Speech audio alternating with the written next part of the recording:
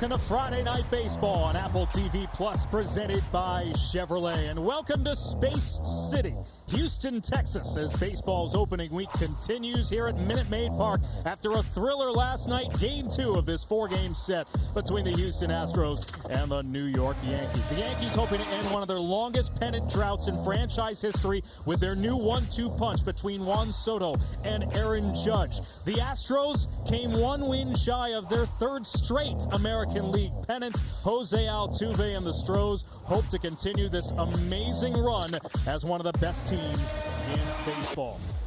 As we welcome you to the ballpark, Alex Faust with the 7-year Major Leaguer Ryan Spilborghs. We'll hear from Trisha Whitaker in just a moment. No team has won more games in the last 7 years than the Houston Astros. The Yankees hope to reach that level. They've certainly added to their lineup. This should be a fun one tonight. This is going to be amazing. I mean, this is what you want. The Yankees have been trying to track down the Houston Astros for the last 7 years. So what they do this offseason, they add one of the best hitters in baseball. They go and acquire Juan Soto. It was a blockbuster. Well, why would you do that? Because now you pair it with Aaron Judge, one of the best hitters in the sport. When you think about these two, it is a mighty duo. When you think about Gotham, you almost have to have superheroes. Juan Soto, to me, has been one of the best hitters, especially when you consider his age. He's 25. The numbers are off the charts. Best in on-base percentage since 2018. And then all rise. Aaron Judge, we know his potential. MVP, American League home run champ. This guy can put a team on his back, but now he doesn't have to because he has Juan Soto. Now, the bar is pretty low. Let's be clear, for the Yankees coming off a disastrous season. That's the word Brian Cashman used to describe these ranks, among the worst in Yankees franchise history when it comes to offensive production. On the other side of things, the Houston Astros, they're pretty much running it back. And would you blame them at all with the way that they've torn through the postseason the last couple years? 7 straight appearances in a league championship series. It is remarkable. People do not want to give them the title dynasty. It's a dynasty. They have been building this for the last 7 years. Goes back to the Oakland A's in the 70s, the Braves in the 90s, 2 World Series titles. They might have had a couple extra in there. 7 consecutive. The American League runs through Houston. And why does it run through Houston? It's because they have a guy like Yordan Alvarez, Air Yordan. This guy is amazing. He fills up the batter's box. He stays within his approach. And when he gets a pitch he can hit, he hits it virtually harder than anybody. Beyond that, you also have Kyle Tucker, King Tuck. The fact that they have these guys hitting back-to-back, you have to go back and look in the history books. Joe Mauer, Justin Morneau, maybe a Todd Helton, a Larry Walker. We're not accustomed to seeing 2 lefties hitting back-to-back.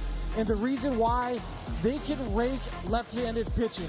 This is one of the best offensive combos in baseball, especially when you consider the splits. It is amazing to see these two. Both two teams pack a great 1-2 punch in the 2-3 spots in the order. Now, the pitching matchup tonight features 2 guys looking for a bounce-back season, and especially for the Yankees, with Carlos Rodon, he really needs one. For more on that, we welcome in Trisha Whitaker downstairs. Well, it is fair to say that Carlos Rodon would like to put last season, his first year in pinstripes, in the rearview mirror. When you look at his numbers in 2023, they were well below his normal average that we saw in 2021 and 2022. But he has made it clear that he would like to rebound from that. In fact, he called last season a complete flop, and get this, he actually shed some weight this offseason. It takes one glance at him to notice that he's in much better shape. Yankees manager Aaron Boone told me before the game that Rodon's winter buildup and all that he's doing has been very, very good. And they feel he's done a fantastic job of expanding that repertoire. So 2024, Carlos Rodon certainly hopes is a better season for him than 2023, as he is on the heels of signing that 6-year, $162 million contract as one of the Yankees' top-end starters. Around the corner, we've got a great one for you from Houston. The Yankees and the Astros facing off. We'll have your first look at the lineup and first pitch when we return.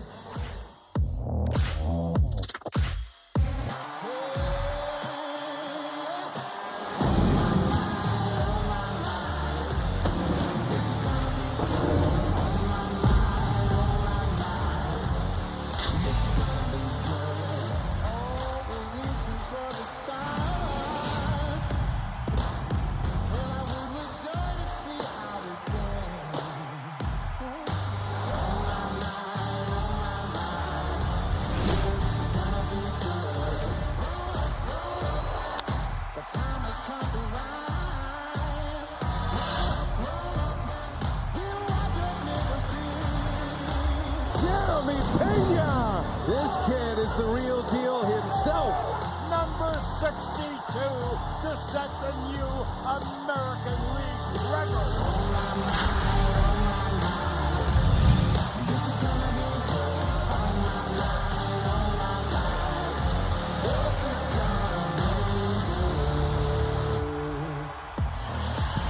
It's a big one.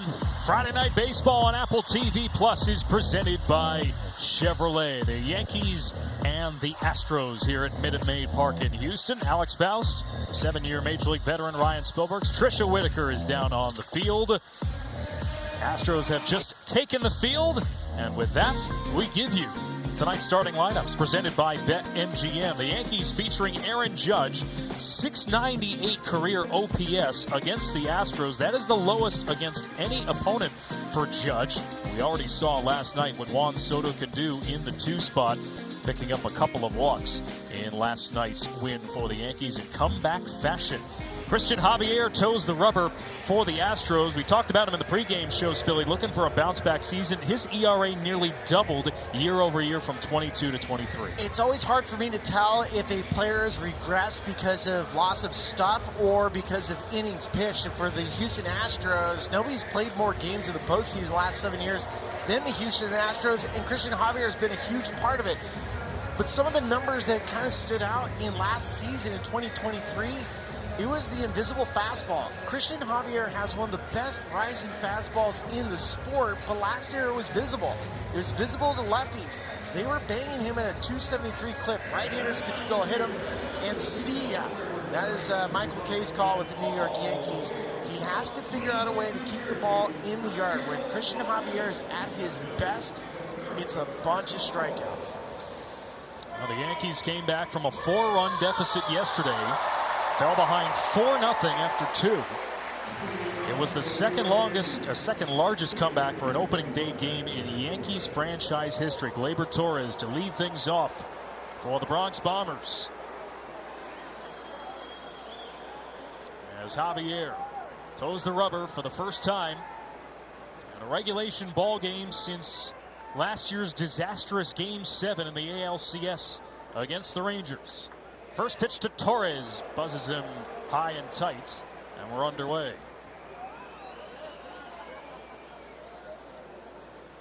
Torres, who had a great second half to last season, is averaged just 5 points shy of a career high. Ball 2. Well, last year for Christian Javier, he even saw a little bit of velocity decrease. So seeing it at 93, 94, it's a good sign so far.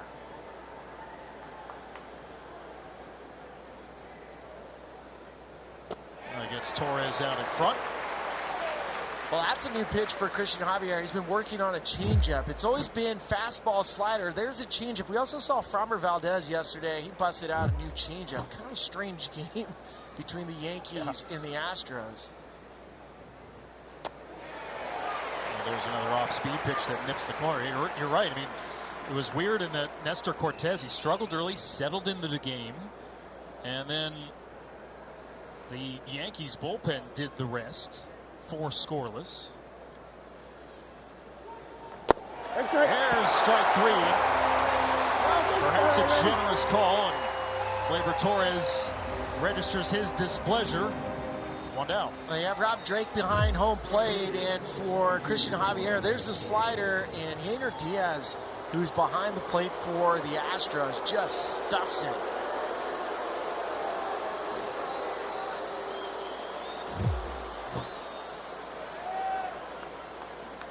Boone never shy about protecting his hitters.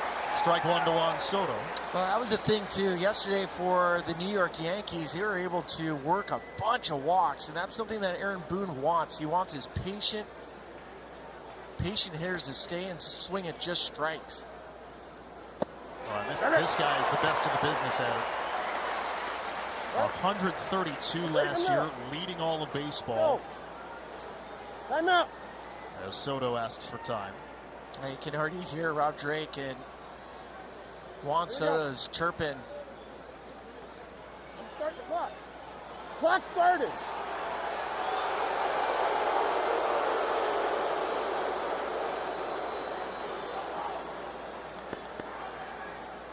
Here's the 0-2. And Soto goes the other way for a base hit. Broke his bat. But it's a single for Soto. And that'll bring up Judge. Well, Juan Soto yesterday had a base hit and a walk. This is a backdoor curveball. Soto doesn't fall for it. It's what makes him so good. He can hit with 2 strikes. Now look at Juan. He looks back, flips the bat towards Rob Drake. That's because he didn't like pitch number 2 that was called a strike on him. Have to pay attention to the relationship between Yankees hitters and Rob Drake tonight.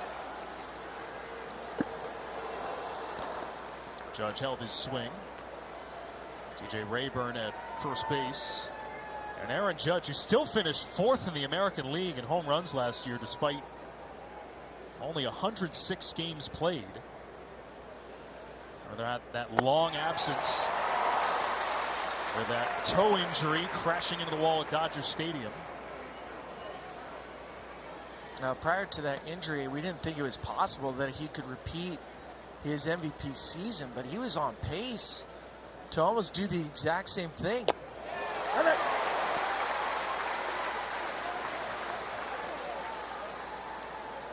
As we mentioned, showing you the lineups. Doesn't matter the pitcher. This has just not been a good matchup for Judge in his career. And he is 0 for 12 all time against Javier, making 0 for 13. 2 Ks for Javier, 2 down in the first. A changeup again. This was a pitch he would throw 1% of the time to right-handers a year ago. We've already seen about 4 or 5 this inning.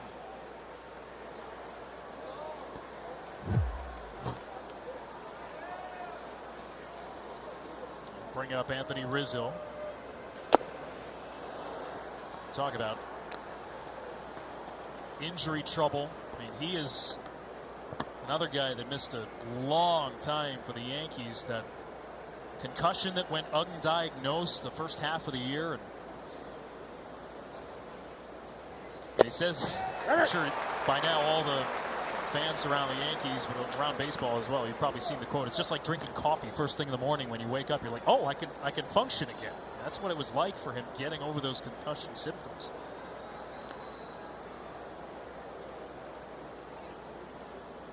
Little bluff from first, and it's strike 2 to Rizzo.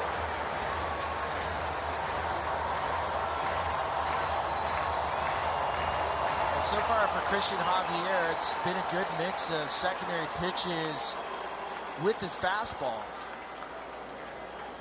I mean, usually he's primarily fastball heavy.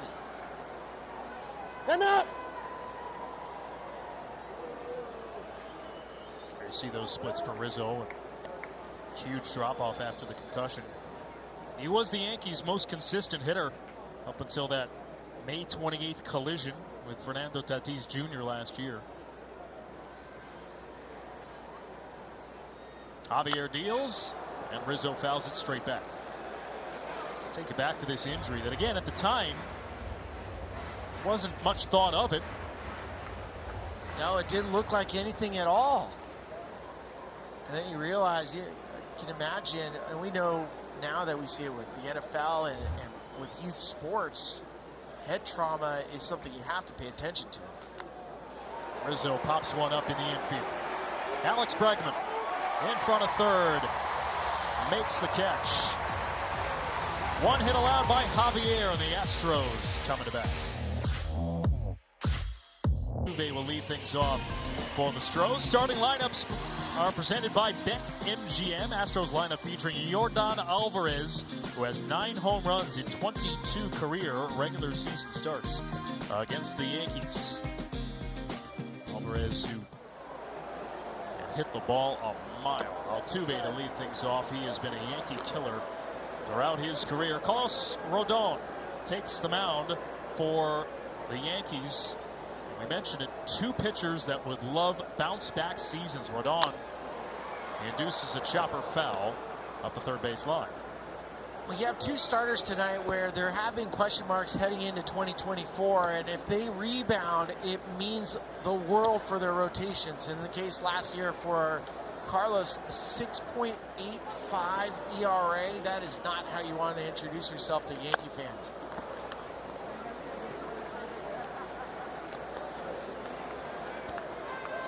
Just 3 victories last season for Rodon. And the 2 years prior, you were telling me before the game, Billy, I mean, in person, one of the most dominant pitchers you saw. Oh, Altuve smacks one to left. One hop off the wall and over the head of Alex Verdugo. Altuve into second, standing up to lead things off for the Astros. Well, one of the things that stand out about Jose Altuve is that even with 2 strikes, he is not afraid to get the bat head out. There's the 4-seam fastball. It's just mislocation. Too good of a pitch to Altuve. And we've seen this for years. This has been the Astros' best hitter. He's been the heartbeat, and he will be a future Hall of Famer. That's one way to get right back to Rodon, is just to punch him right back. Altuve signing a 5-year extension that will keep him in Houston for the remainder of his career as Alvarez fouls the first pitch back. 97 driven in for Yordan Alvarez. Only 3 other lefty hitters have driven in more since the start of 2021. Oh, and away. Austin Wells makes the block. Backup catcher for the Yankees getting the start here tonight.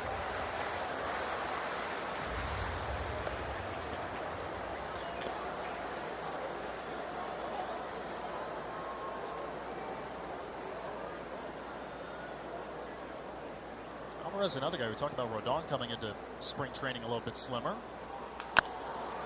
Certainly the slugger that leads the way for the Astros did as well. And out recorded on a ground out. Altuve to third. Let's spill the beans on Rodon. Well, I think when you're looking at Carlos, you want to get his mojo back. And for me, it's untaming the bull. Get the bull back. No more of what he went through last year. It's time for him to just get back to what he is. And what he is he stomps around the mound and he comes after you. And you want to get the cowboy cut. That's the new cutter that Carlos Rodon is featuring. There's a strike to Kyle Tucker. So Rodon started working on a little cut fastball. He threw it during spring training around his last start. Used it 12 times. It's about 16%. It sits around 90 miles an hour to go with the 4-seam fastball. Yankees bring the infield in on the grass. And as the count levels, a ball and a strike.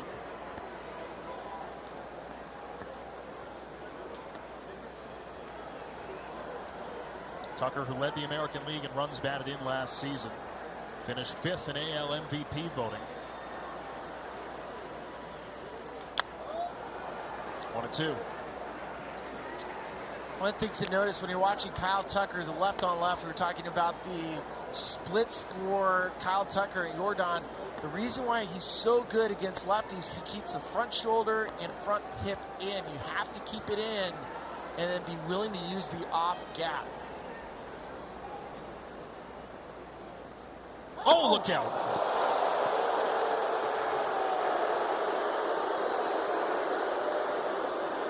Four-seamer that got away from Rodon. You can hear Kyle Tucker say, I don't know how I got out of the way of that one. Just Carlos trying to overthrow his pitch. Gets a whiff there. Tucker down on strikes. That's a big second out. That's about one of the only ways to lose that front side is you get a baseball over your head, hip out, shoulder out.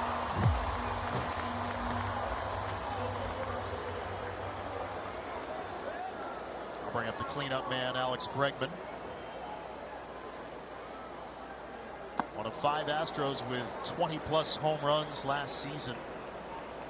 A Houston team that finished 7th overall in baseball and home run hitting. Final year of his contract. One of a couple of decisions that Astros front office might have to look into for the next little while. A team that is very much win now mode. You can't blame them, given their incredible run.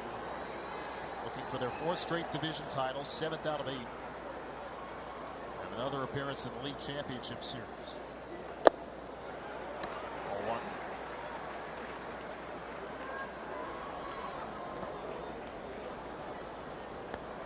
Bregman, who turns 30 tomorrow.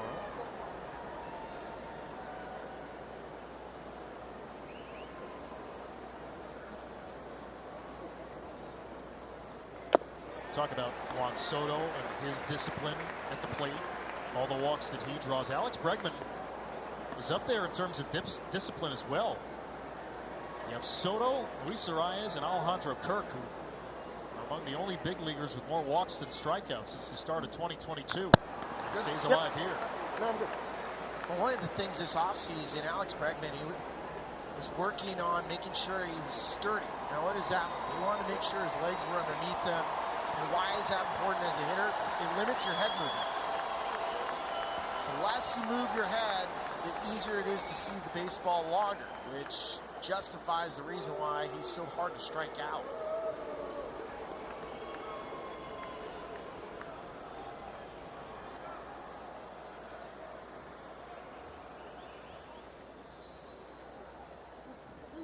Two-two to Bregman. And Bregman in the air to center. Will it stay up? It will. Yes, it will get down. Astros take the lead on an RBI single for Alex Bregman. Alex Verdugo thought he could track it down, laid out. Couldn't come up with it. 1-0 Houston. Alex Bregman, 81 miles an hour off the bat. He gets jammed a little bit, but because the pitch is up, he can throw it out over the infield. And for Alex Verdugo, coming from Boston, and something that the Yankees wanted to improve was outfield defense. Almost pulled a rabbit out of the hat.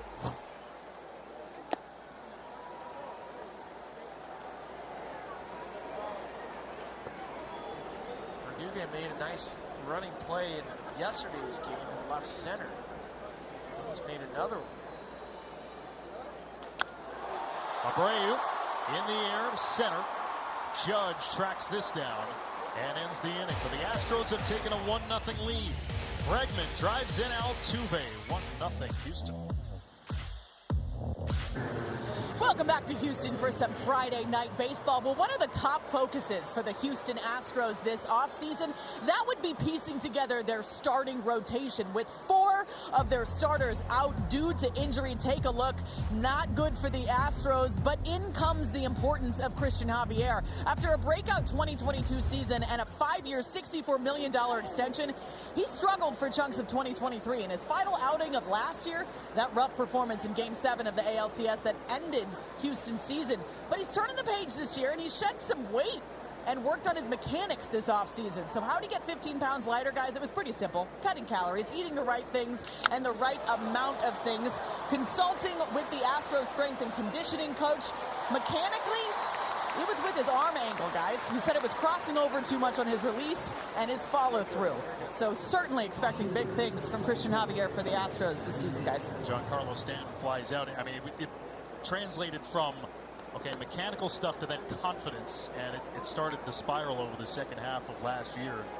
I certainly hope that it's more like the first half of last season for Javier. He was 7-1 in the first half of last year. But one thing that pay attention to, back in 2022, when Christian Javier, I mean, we saw him in 2020, but 2022 was the breakout.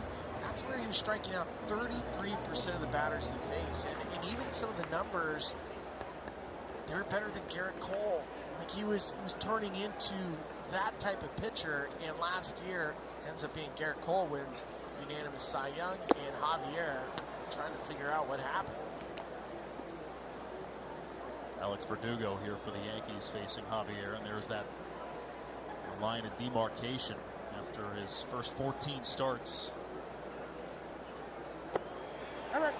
Pours in an off-speed pitch. 1-2 to Verdugo. By the way, Spilly, we saw 6 changeups from Javier in the first inning. Our MLB research staff says that a career high for Javier in a start is 16, so he's well on pace using that pitch with more regularity. 1-2. 2-2. Well, he worked on it in spring training, and if it ends up pairing with the fastball, it's going to be a deadly combination. Fastball, changeup, and then the wiped out slider.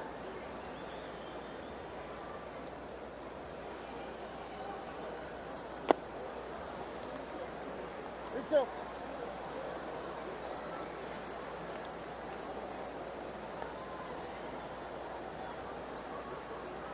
Hugo 1 for 3 yesterday, works the count full here.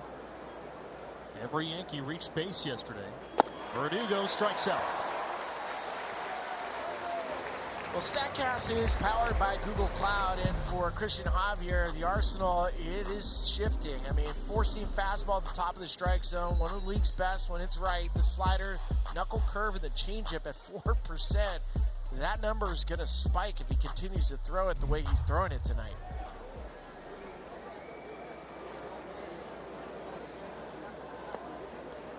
Bring up Anthony Volpe with 2 down in the second. 22-year-old coming off a rookie season where he won an American League Gold Glove. First Yankee rookie ever to win a Gold Glove. An award that was established in 1957.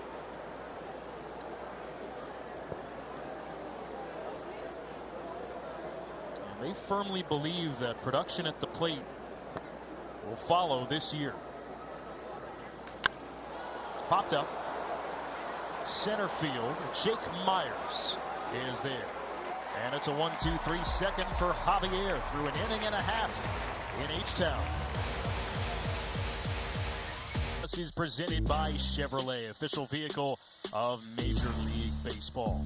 Alex Faust, Ryan Spilborghs, Trisha Whitaker here with you in Houston. McCormick Diaz-Pena for the Astros here in the bottom of the second inning.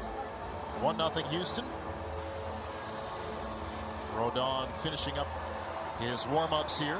Take a look at his pitch arsenal. StatCast powered by Google Cloud. It's already good to see that Carlos's fastball is sitting right around 95 miles an hour. It's up a couple ticks from last season. He was dealing with some arm injuries, some back injuries.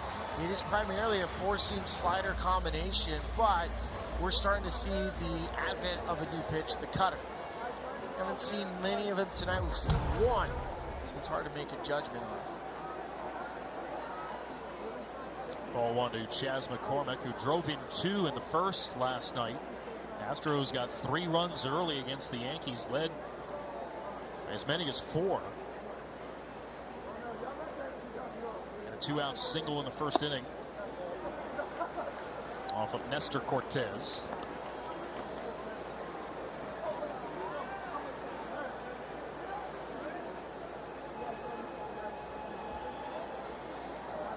You mentioned Garrett Cole, Spilly, and obviously he's on the 60-day IL to begin the year for the Yankees. But this is where a guy like Rodon is so important. Last year, the Yankees 23-10 when Garrett Cole pitched. The other pitchers, 59-70. A walk here to McCormick to lead off the second. Well, Garrett Cole, think about him. I mean, nobody's lived up to the contract quite like Garrett Cole. He's been worth every penny, and he finally won a Cy Young last year. It was an unanimous Cy Young Award winner. To your point, I mean, the Yankees without Garrett Cole look like a completely different team. He was the only consistent starter they had last year. Combined, the rest of the staff at a 5.06 ERA. Yainer Diaz here. Really nice opener yesterday. 3 for 4, 3 singles and an RBI. And it's popped up near the roof. Got way up there, but easy play for Torres for the first out. Well, it's a really nice night in Houston, but the roof is closed. Part of the reason why Houston likes to have the roofs closed, because it gets really, really loud. I get that. I'm also looking at this like, okay, it's March 29th. It's not 95 degrees with 95% humidity outside. Can we have the roof open just once here? There goes the runner, and the pitch foul back by Jeremy Pena.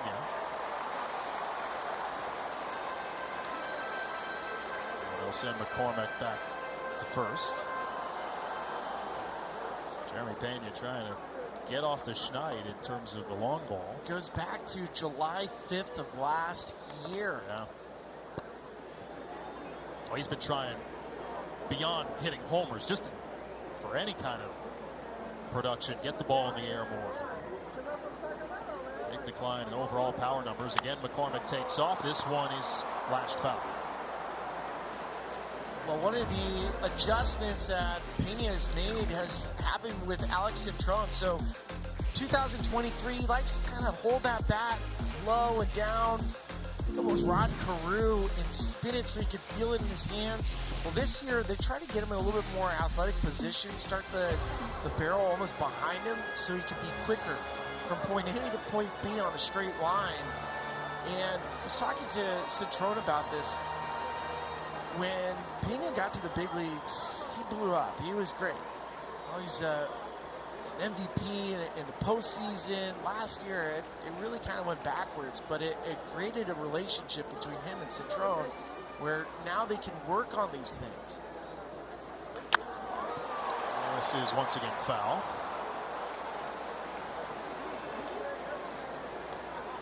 He's just trying to relax his hands. Now, that's a pretty big swing adjustment for players, even as you get older. Changing your mechanics, changing your stance. It may not seem like much, but it is a lot to a player. Pena in the air to right, tailing towards the corner. Long way to go for Soto, but he reels it in for out number 2.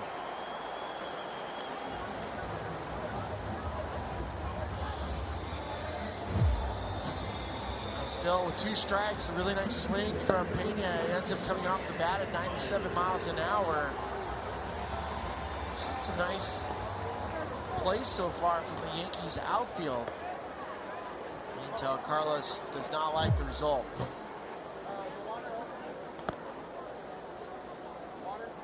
So here's Jake Myers, who homered from the 9 spot yesterday.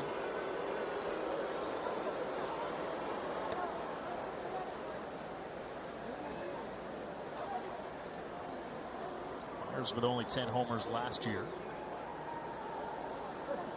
They want to get him turned around as well. Talk about guys who want to make more of an impact in the postseason. Didn't play in the ALCS or the World Series in 2022. Didn't make a postseason appearance at all with Houston last year. Left off the roster in the ALCS. And he felt like that was a bit of a wake-up call. And the new manager for the Astros, Joe Espada, said that he's probably in a bit of a better place now. And he's had some time to work with the coaches in the offseason. Runner takes off. Throw on one, hop to second, not in time. And McCormick has his first stolen base of the year. Well, Joe Espada is going to be aggressive with the Astros in many different ways, whether it's platoon matchups, pinch hitting, and here he's stealing second base at the bottom of the lineup. Now, traditionally, when you have your 9-hole hitter, you don't want to run out of the inning because you want to flip the lineup over, but you also like the risk reward of challenging to try to get that 90 feet.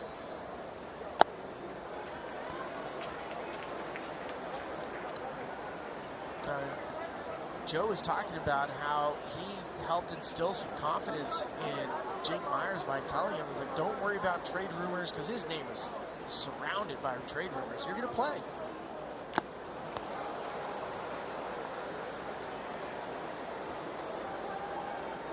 Two balls and 2 strikes to Myers. You see there's been a bit of a revolving door in center field for the Astros the last couple years. Here we go.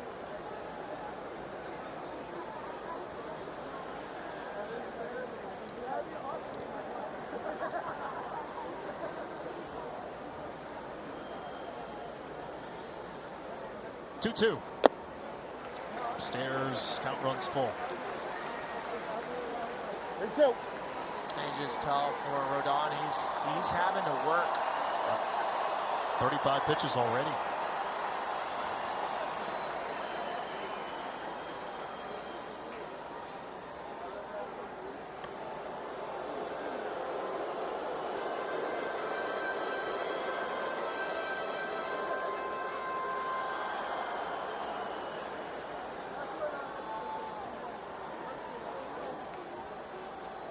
Here's a payoff.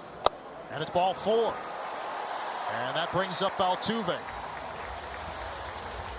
2 walks in the inning for Rodon.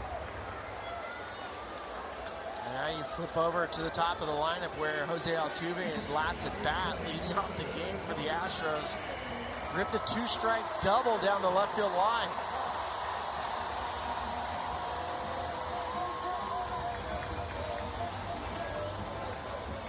Altuve was hurt last year during the WBC. He was hit by a fastball from Daniel Bard.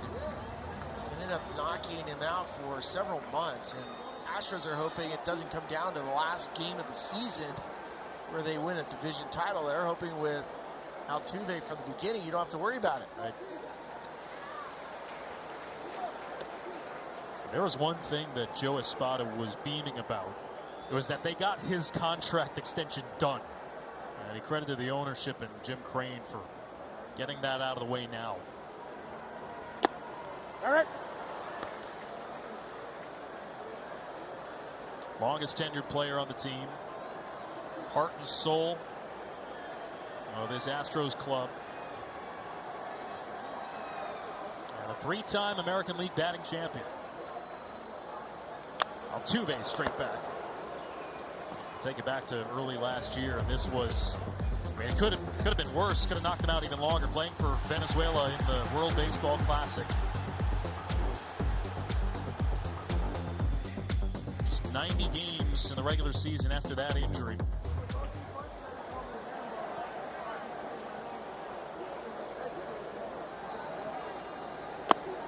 Going in 2-2.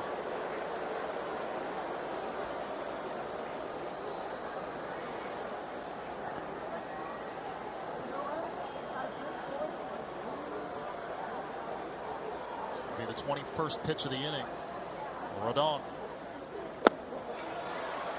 Another full count. He's just not able to land the slider.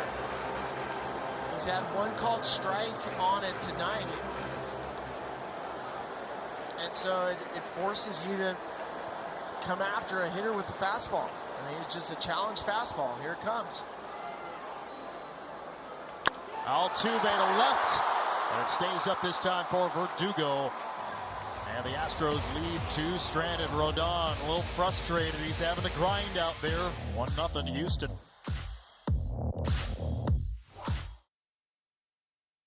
Baseball on Apple TV Plus, presented by Chevrolet. Comfortable night in Houston. Alex Faust, Ryan Spilborghs, Trisha Whitaker here with you at Minute Maid Park.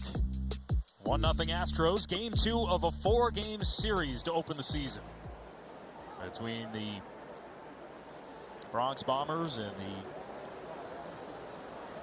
multi-time world champion Astros, trying to keep this incredible run going. 1 pitch, 1 out, retiring Austin Wells during the commercial break. Trisha Whitaker caught up with Yankees manager Aaron Boone for our manager interview presented by Sage. All right, we'll start with Carlos Rodon. His first start of 2024. He's having to work a little bit. What are you seeing from him? What does he need to do to settle in? Yeah, stuff looks really good. You know, Altuve's been the one guy that's hit a couple balls hard against him.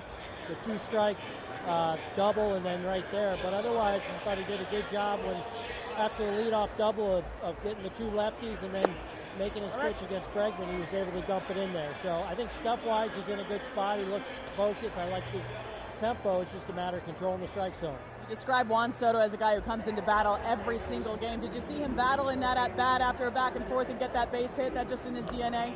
I did. Really good at bat there with 2 strikes, shooting it the other way. So not surprising. Thank you. Appreciate the time. Guys? I'm looking forward to seeing Juan Soto coming back up with Rob Drake. If there's some sort of apology coming from one of them. That was a little spicy.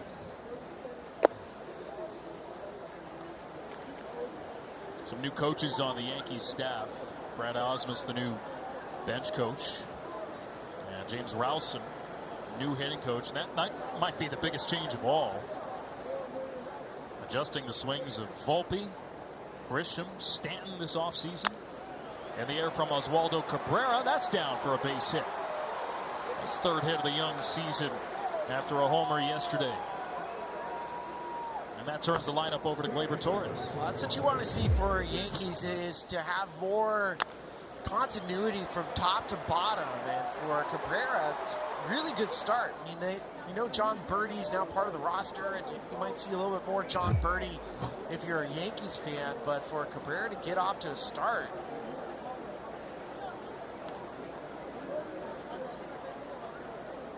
it was going to be kind of in a super utility role, but Preston Duty at third base. The Yankees trading, as you mentioned, for John Birdie from Miami. Didn't get to Houston until about 2 a.m. Thursday morning.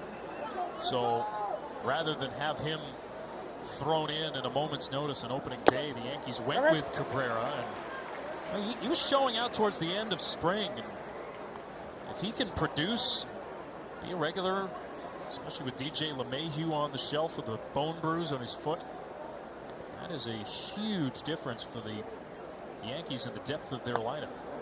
He's also a bubbly personality. If you get a chance to connect with Oswaldo, he's all smiles.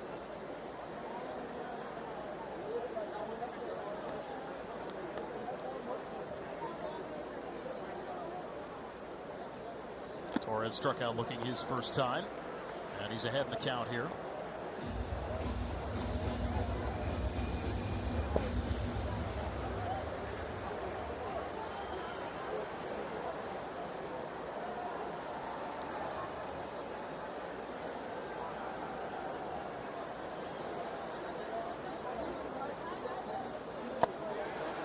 It's ball 3 as Torres holds his swing.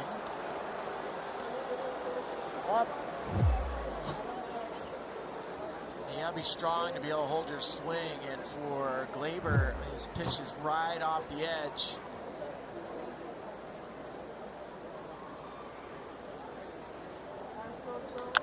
Popped up. Right field. Tucker waves off Myers. And you mentioned Soto, that first at bat, a little contentious with home plate umpire Rob Drake. He took a first pitch fastball at the top of the strike zone. He didn't like that.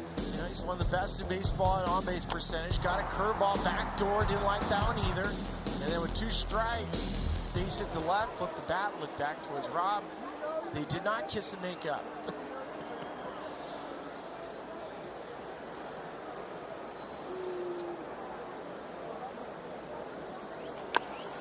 Soto up the middle for a base hit. And his second base hit of the night.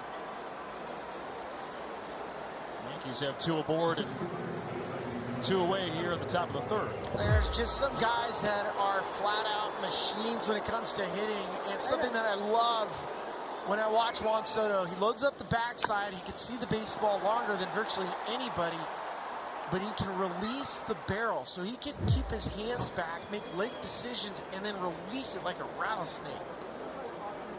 Well, this is the difference, too, having somebody to hit in front of Aaron Judge and put him in spots like this with 2 aboard.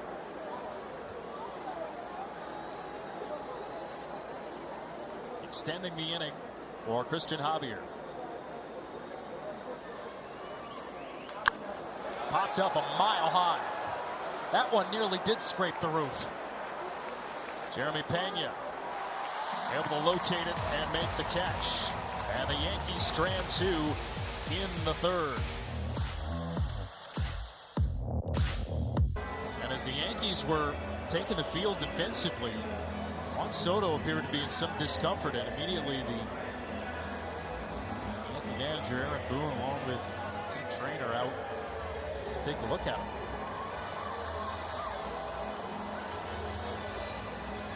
Odd timing, all things considered. I didn't see it. I don't know if when Juan was rounding second base on the pop-up to the infield from Aaron Judge, if he rolled his ankle.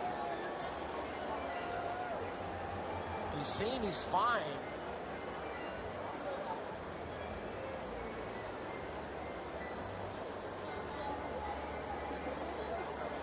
Just bizarre timing more than anything else. You also never see any sort of non-contact injury running out to the field. I'm with you. I would have assumed that maybe running the bases, but jog out to right. and take his position. Something to keep an eye on. Yeah, he looks so good in the Yankees uniform. He looks so good hitting second, already 2 hits today. Impacted the game yesterday, made a strong throw from right field that cut down Mauricio Dubon, and he held the Yankees scored for the first win of the season. Just holding your breath. I mean, Brian Cashman, he gave up a lot, especially when you consider the rotation for the Yankees. Gave up a lot for 1 year of Juan Soto.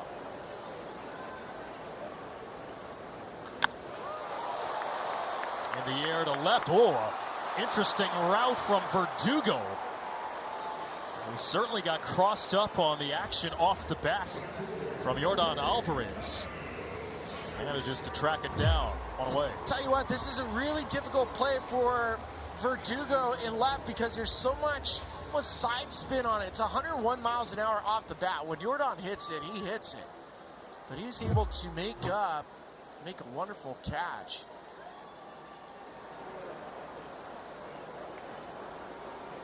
Here's Tucker.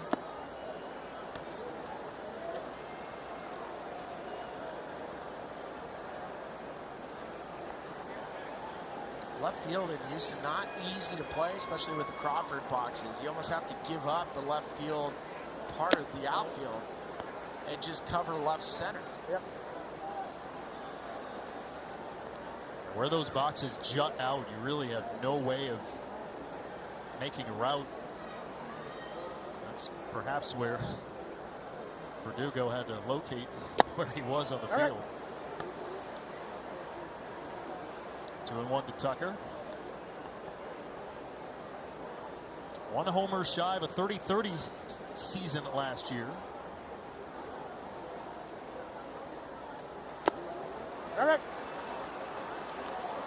Top 10 in the American League in average, on base, OPS. Just an incredible 1-2 punch the Astros have in the heart of their order.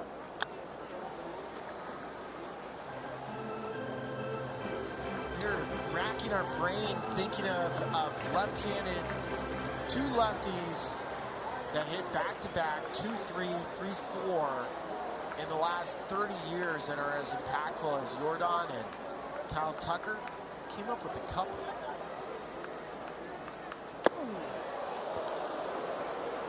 Chase Utley, Ryan Howard, probably for Phillies fans. Yankee fans remember that combination. It's a pretty good combo.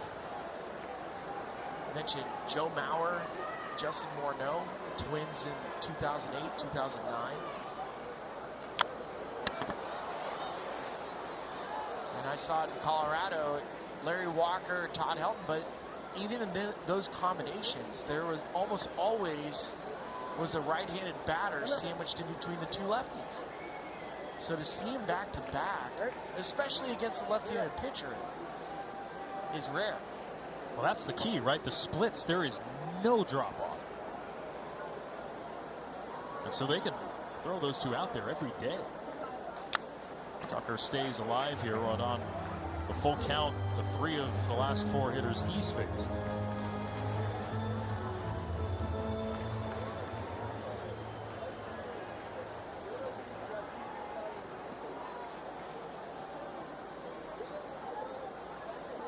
Ninth pitch of the at-bat.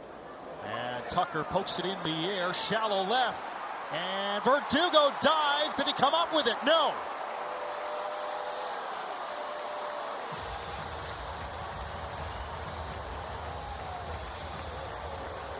So Tucker reaches. Alex Verdugo has almost made 3 sparkling plays in left field, but Kyle Tucker, he does it again. I mean, left on left, sticks his bat out. Verdugo was in his glove. He wears the Mexican colors on his glove. He played for Team Mexico last year in the WBC. Verdugo grew up in Tucson.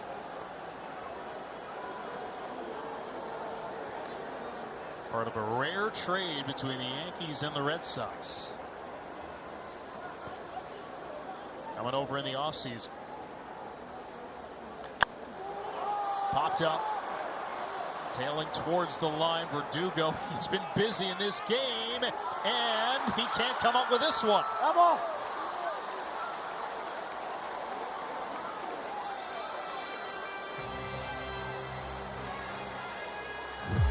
He's getting a little challenge of every play you could imagine, especially at the juice box. This one, jumping in the wall and just missed his glove. One of the more difficult left fields in Major League Baseball to play is here.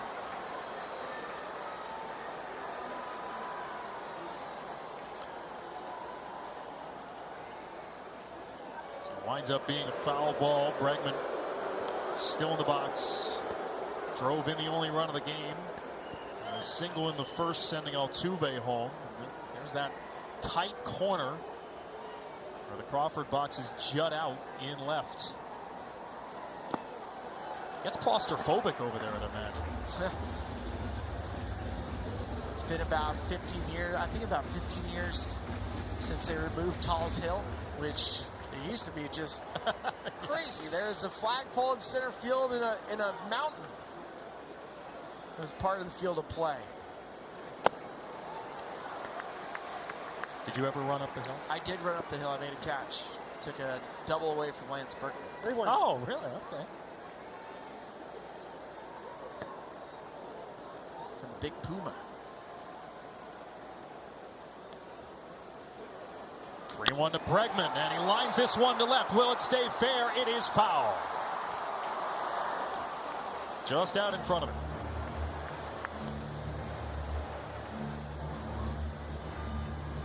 Tell body language as I'm watching Carlos Rodon, he's just not feeling it. I mean, he's not getting many swings and misses with his fastball, which he's so accustomed to.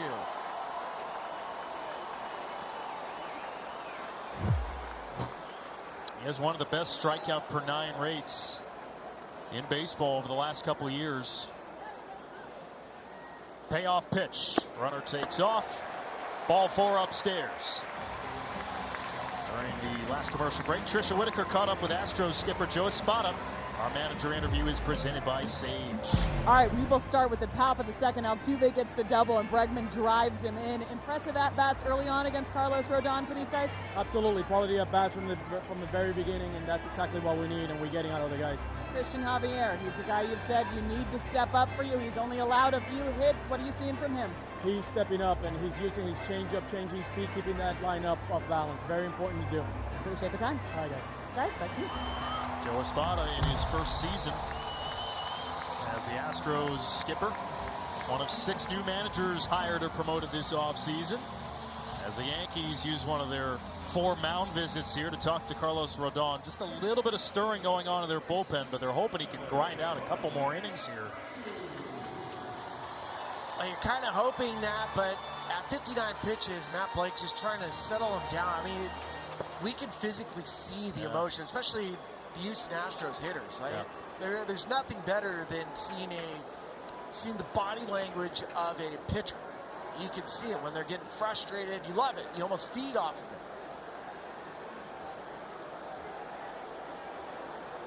So after 3rd walk of the night for Rodon, Abreu with a whiff against a fastball.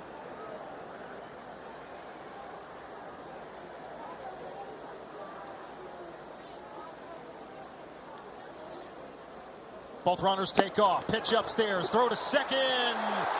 Not in time.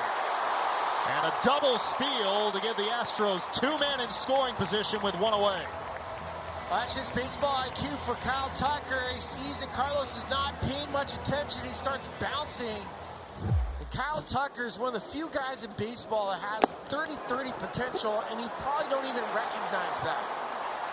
So on the backside for Alex Bregman, you have to make sure the lead runner is going.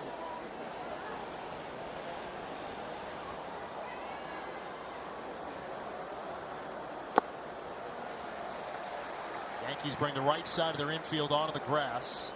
Cabrera even with the grass at 3rd, and Anthony Volpe back at short. hedging for a double play ball.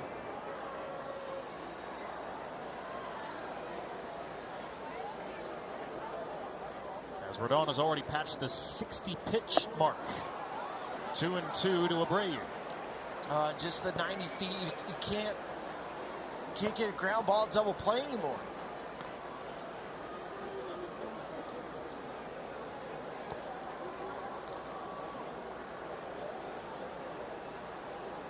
So you have to get the strikeout.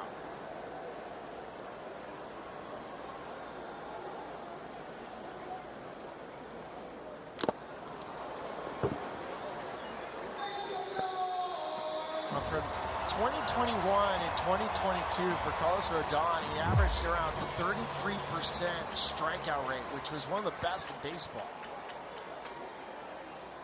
Last year, it dropped down to 23%. Now, again, we know he was battling with injuries.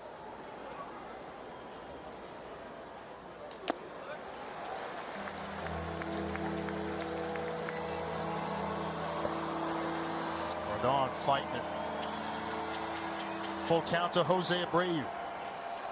It looks like me with IKEA furniture. He gets so frustrated putting it together, you just want to stop. Swing and a miss, strike three, a big one. As Abreu is retired.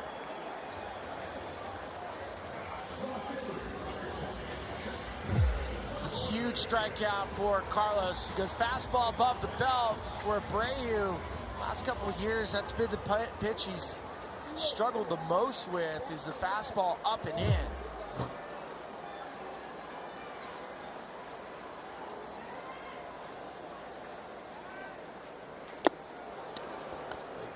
Hack from McCormick.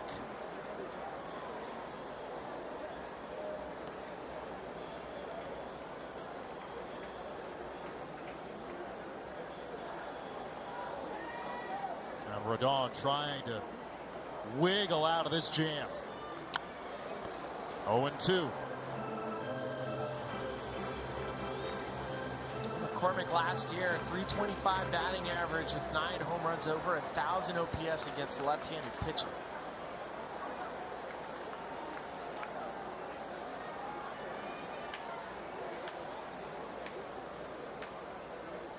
And McCormick strikes out on 3 pitches. Rodon pitches his way in and out of trouble in the 3rd. And it remains just a 1-run game. 3rd strikeout of the night for Rodon. Still 1-0 Houston.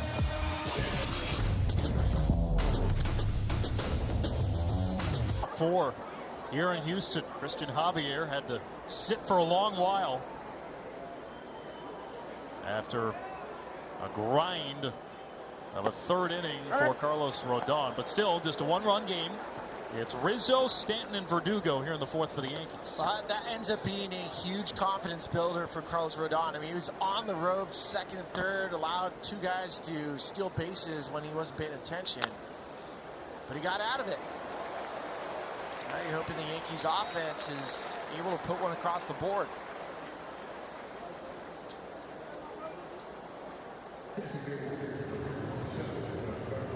So Rizzo grounds out on 2 pitches. Bring up Stanton. Well, it was noticeable by the cage at BP. It is like night and day for Giancarlo Stanton and his more trim look.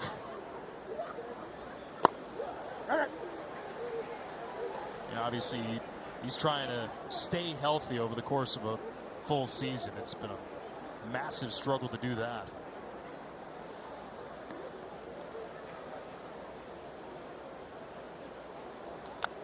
Trisha, you have more? Yeah, guys, normally in the offseason, Giancarlo Stanton does a lot of traveling abroad. Take a look at these pictures from all across the globe.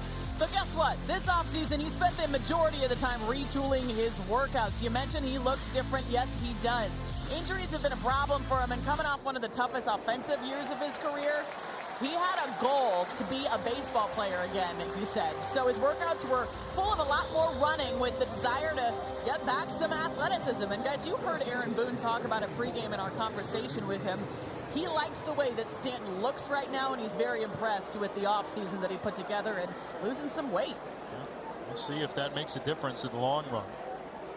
Strikes out here, 4th K for Javier. And that'll bring up Verdugo.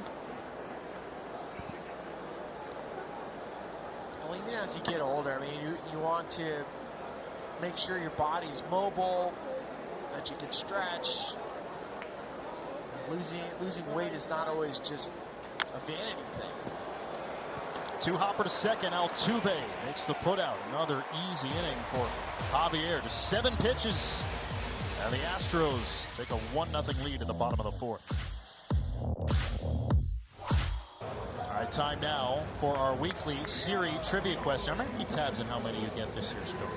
Who was the last rookie manager to win the World Series? There are 3 of them in the league right now. That's your hint. Okay.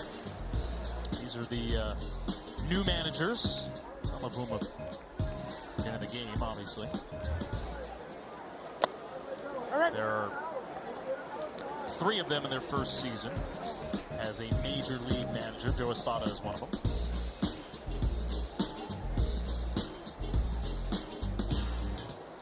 Probably the blockbuster of all those is Craig Counsell making the move south from Milwaukee to Chicago. It's a pretty crazy one. I mean, he said it's taking a little bit of time for it because he lives in Wisconsin. To cross the border, it was like, hey, it's hard for. Did he get stopped at the border or something? Yeah. There's a ground ball up the middle from Diaz. Lead off the 4th. I want to point out Joe Espada in the last, things are going to be different with Joe Espada. Yainer Diaz is now going to get a chance. I mean, a young catcher who is so far remarkable at the plate. We saw him last year, double-digit home runs. I mean, people were just like, let this kid play. But beyond that, Espada, the fact that he's willing to hit Jordan number 2 with Kyle Tucker behind him.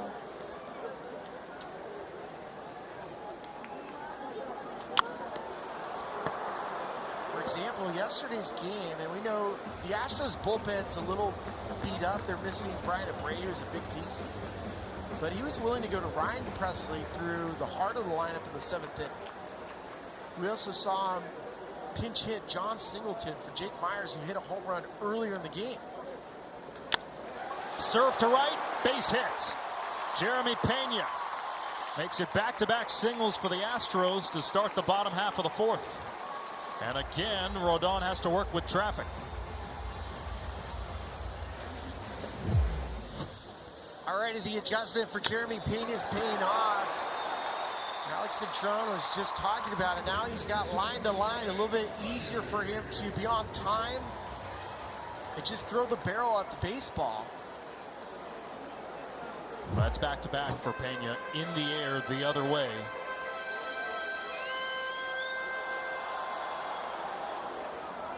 Here is Myers. There have been 2 base runners for the Astros in every inning.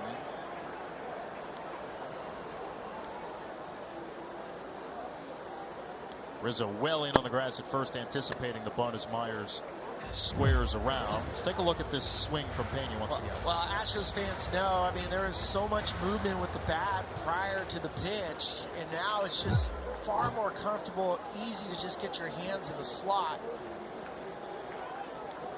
He's going to end up seeing the baseball a lot bigger. Myers decides to take a hack, and he lifts one to left. So the Astros do not move up either runner, and it's out number 1 in the 4th.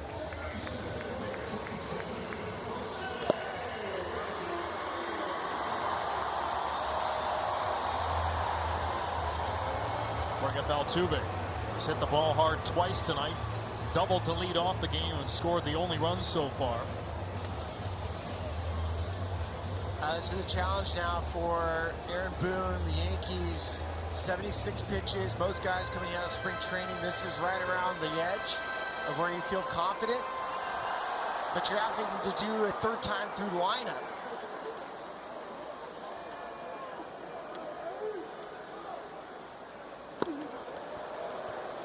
Nice work by Austin Wells behind the plate. 77 pitches now for Rodon.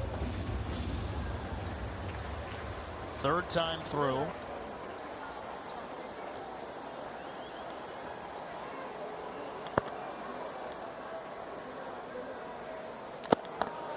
I'm good. Nope, good.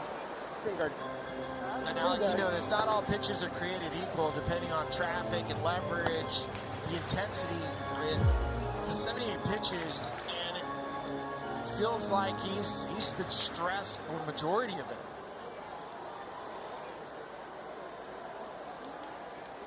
Well, we'll see if that big strikeout he got against McCormick is indeed a confidence builder as he deals with Altuve and Yordan Alvarez on deck.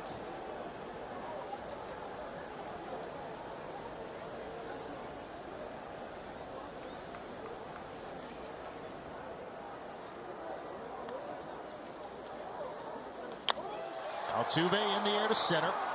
Judge a couple steps in to make the catch. 2 gone. Yankees getting a man warm in their bullpen. It's Nick Birdie, non-roster invitee to spring training. He wound up impressing them, earned a spot on the opening day roster.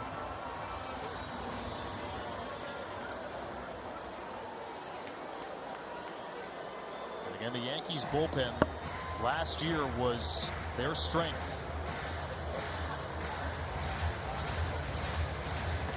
Certainly a strength yesterday as well when they came back from down 4-0.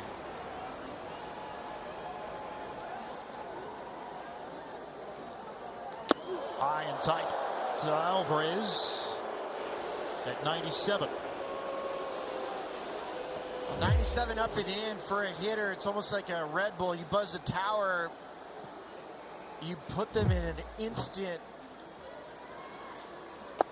almost a hyper-focused state.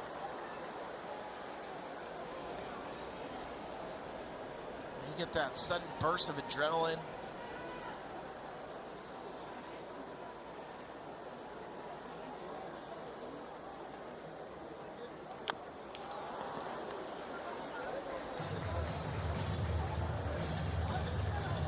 Rodon among the challenges, and one was just unable to get guys out. Result of that, not going deep into games. Ball and 2 strikes to Alvarez. That's out. Going away. I've seen Carlos at his best the last couple of years, and when he's at his best, so much emotion. He commands the hollowed mound really well. He's almost intimidating.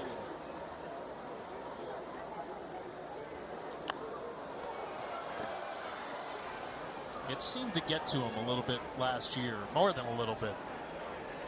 Now, because you play with that fire, you pitch with that fire, but it seemed like he tried to give it back in certain circumstances and wound up biting him.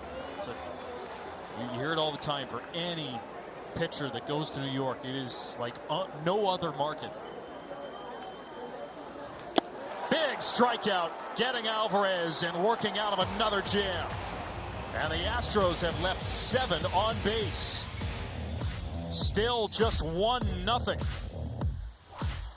And Rodon with his 4th K to fan Alvarez.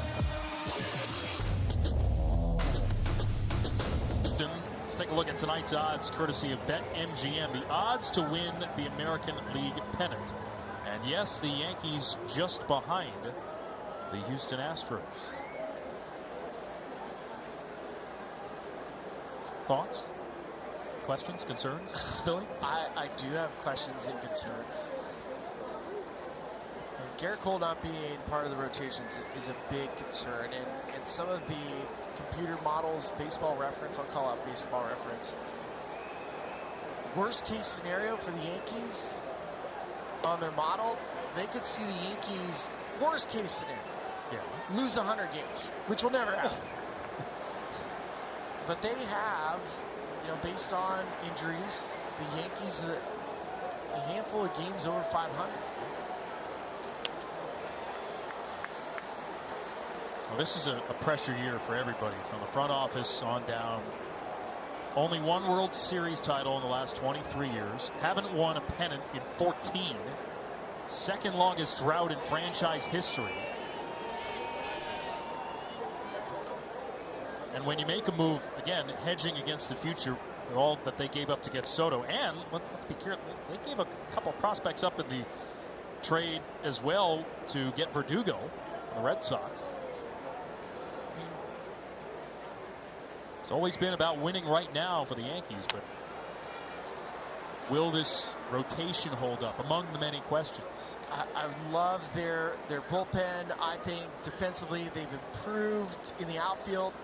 But offensively, they have to get better. As a bottom third team a season ago, I already think they've improved. The bats look way better. Volpe chasing, and Javier picking up his 5th K. You mentioned the changeup early. That's been a big part of it for Javier tonight. Well, it's been a huge part because, Alex, this guy doesn't use his changeup. It was less than 4% tonight. He's throwing it close to 30% of the time. And for Christian Javier, he's always been a fastball slider pitcher, but now you add a changeup. There's a changeup again. He's feeling it.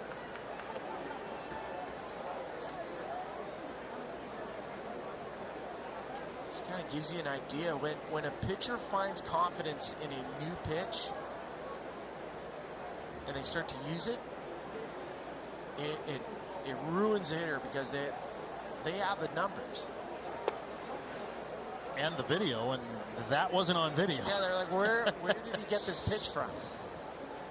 It's not like you can go down to the store and pick up a changeup.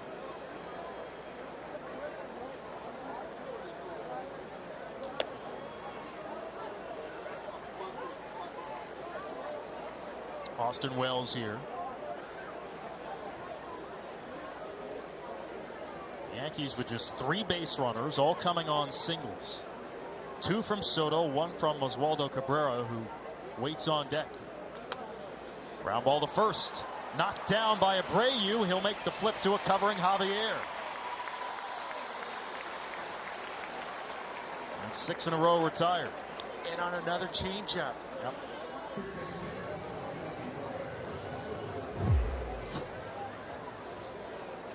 One of the things that you notice if you're watching Javier, there's no change in hand speed. So what sells a good changeup is hand speed. It has to look like you're throwing your fastball, and then whoop, the changeup comes out.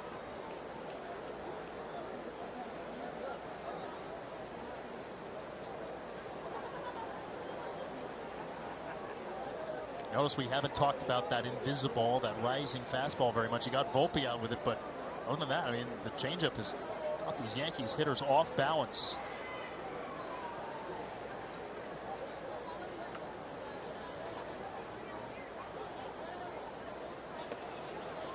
Just keeps going to it. The best way as an analogy, if you're trying to figure out why fastball changeup combos work so good, it's as if there's a car in front of you without its brake lights. If you don't see the brake lights, you run right into the back of it.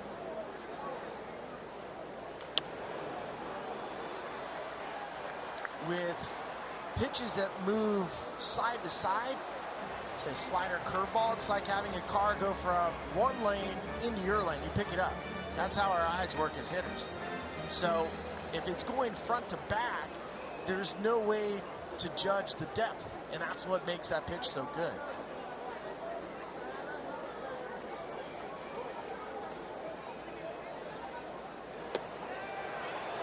Strike on the corner to Cabrera.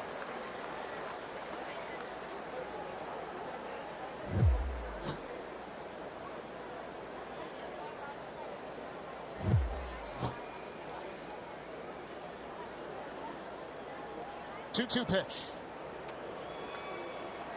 Count runs full. And again for Javier, you know, obviously it's his first start here. And also last year we talked about got off to a good start the first half of the year. Can it hold up the second half? Can he continue to work deep into games? Have his stuff be effective in the postseason?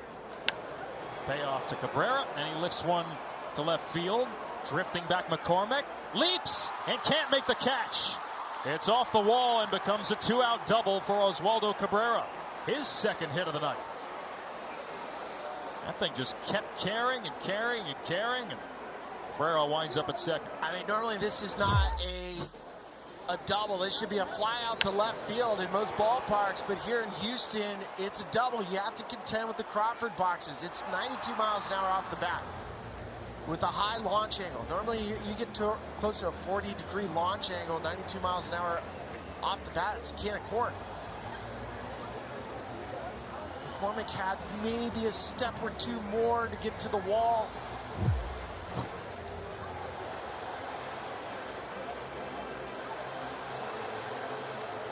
And with Jake Myers in regular center field, McCormick moves over to left. Maybe a little bit more room there with the wall.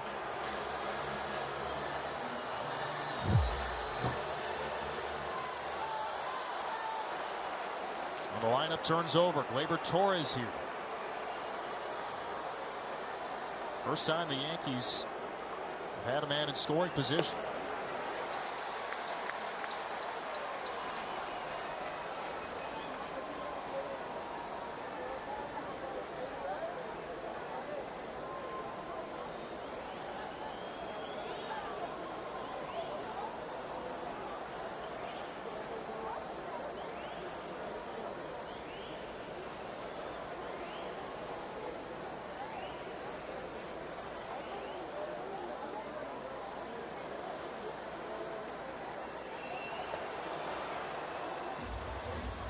Actually, just a correction on that. They have Soto and Cabrera both on base in the third, with Judge, who had that mile-high pop-up to end the inning. Still just 4 base runners in total for the Yankees tonight. And a slider nips the outside corner. Hardest pitch in baseball, it's the 1-1 pitch, and if it swings against you as a hitter, you're basically out. It's the biggest difference in batting average between a 2-1 count and a 1-2 count.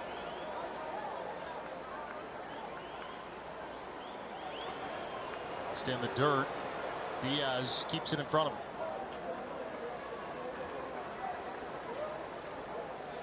This is where the Yankees need to improve in 2024, since we're talking about things that have to go right for them. Hitting with 2 outs and runners in scoring position, already not something that's easy to do.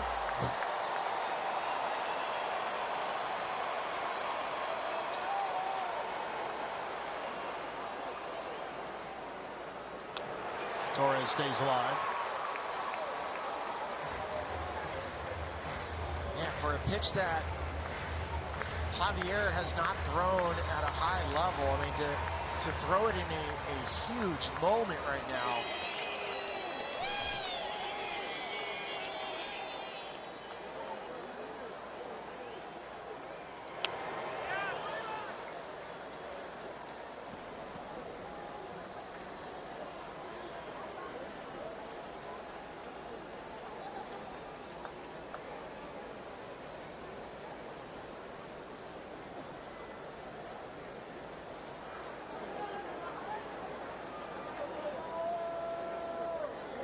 Two. Torres strikes out. 6 Ks for Javier. 2 up for the Astros. Tucker, Bregman, and Abreu. 1-0 Houston.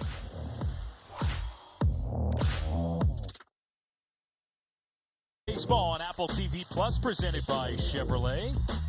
Alongside the 7-year Major League veteran Ryan Spielberg. Trisha Whitaker is down on the field. Alex Faust here at Minute Maid Park in Houston. Kyle Tucker due up. With Bregman and Abreu here in the bottom of the 5th. Astros lead 1-0. First pitch, Tucker lines it right at Soto. 1 pitch, 1 out. You had a chance to catch up with Alex Bregman around the cage prior to the game, Spiller. Let's hear it. The video you did, like this offseason, talking about the lights. Yeah. Is it because you're trying to hit the ball more opposite field this year? For any pitch. Yeah. That's my cues. That stuff is so good for kids. Yeah. Well, Alex Bregman, he's been doing a lot of things with Marucci Sports and making sure that he provides training opportunities for kids to learn how he's doing it. Pitching change here in Houston. We'll be back. Houston. Nick Birdie comes out of the bullpen for the Yankees. Ball one to Alex Bregman. Birdie won one of the last spots in the pen for the Yankees out of spring training. The big question for him is health. Twice he's undergone Tommy John surgery. And he's dealt with thoracic outlet syndrome. But Birdie, 31 years of age, earned that spot late in spring training for the Yankees. And he comes out of the pen to face Alex Bregman here. You can see the sweeping slider. Now it's been a term you're starting to hear a lot more around Major League Baseball. Now it's not everybody has a sweeping slider. It's talking about horizontal movement. Start getting over 16 inches of horizontal movement. Now you can start talking about a sweeper. Perfect.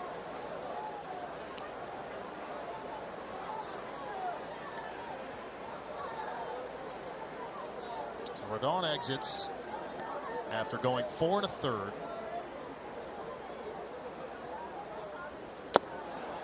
And this was a battle. 87 pitches, 5 hits, 1 earned run, 3 walks, dealt with traffic every inning. Yeah, but you got to see the strut. Oh yeah. And you saw the face, like the parts of Carlos when he's good. You saw it. You saw a glimpse.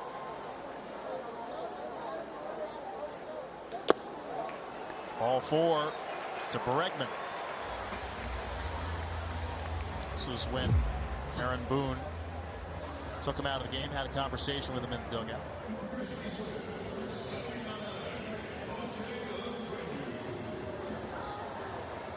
Tell you what, though, as much as he dealt with traffic and allowed guys to reach, Astros just 1 for 9 with runners in scoring position tonight. He didn't break. Nope. I mean, that's really good. I mean, we talked about a season ago for Carlos. It was a 6.85 ERA. He self-proclaimed it a flop.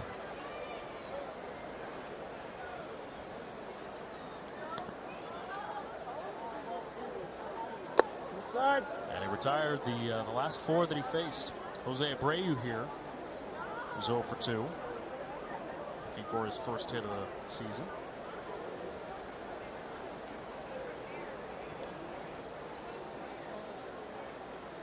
Trying to slow down his usage in the field as Abreu chases here. Want to have him DH a little bit more.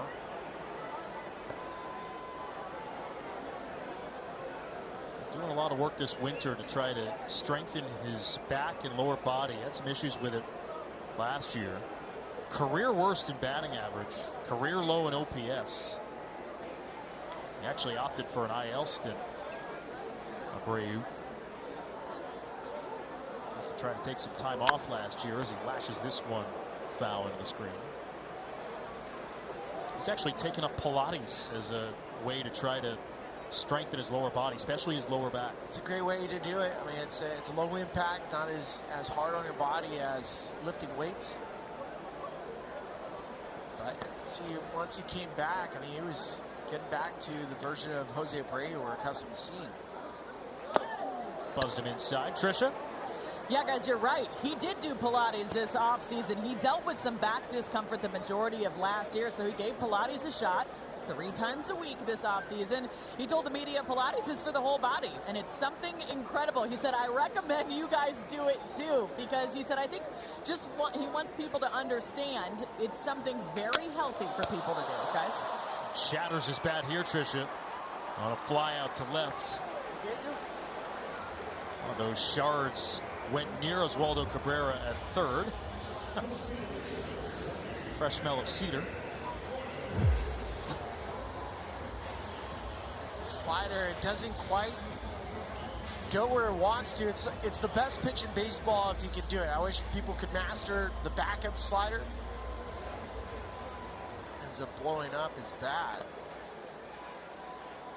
You ever do Pilates, Spill? I do. Yeah. Oh, I have. Not anymore.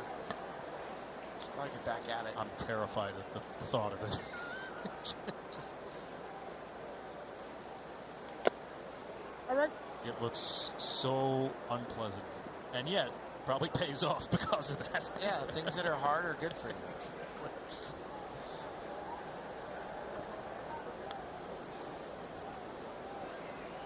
Here's McCormick with 2 away. All right. And he's in an 0-2 hole.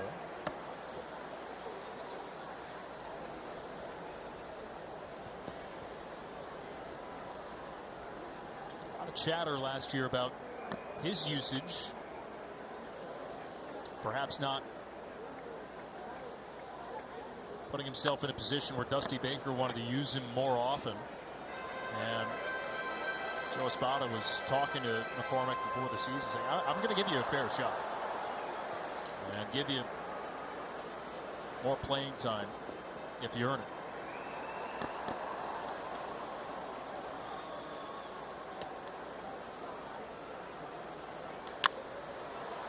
And this will wind up in the seats. One of the challenges for guys is whether you start playing every single day, like physically, do you have the ability to play every day?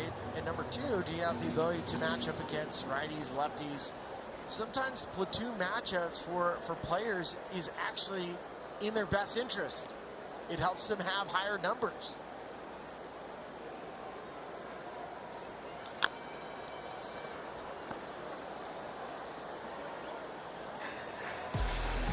Well, a season ago, McCormick was excellent against 4-seam fastballs. Start thinking about the amount of hits against it. Hit 11 home runs against it as well. Nick Birdie, his fastball sits right around 98 miles an hour. Could be a good matchup.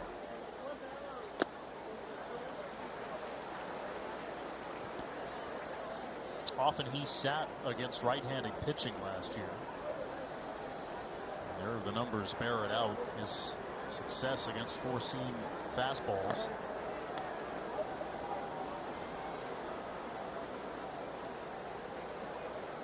One-two pitch, swing and a miss, strike 3. And Birdie retires McCormick to end the 5th. Still 1-0 through 5.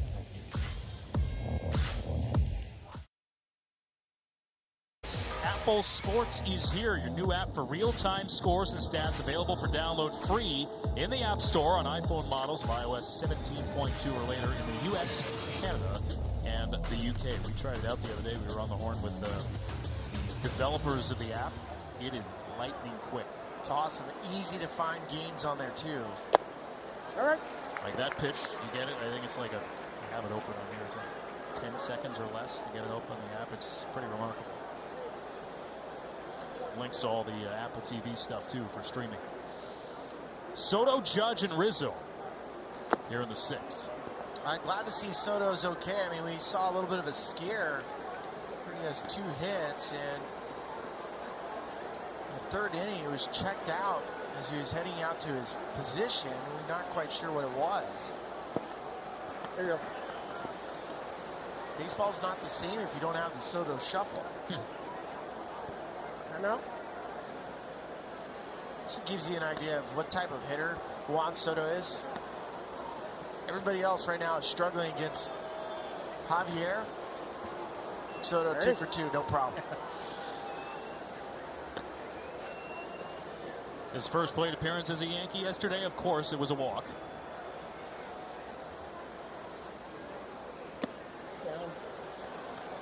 And Aaron Boone, the one thing he said just was a marvel getting to see Soto up close was his guts in taking close pitches.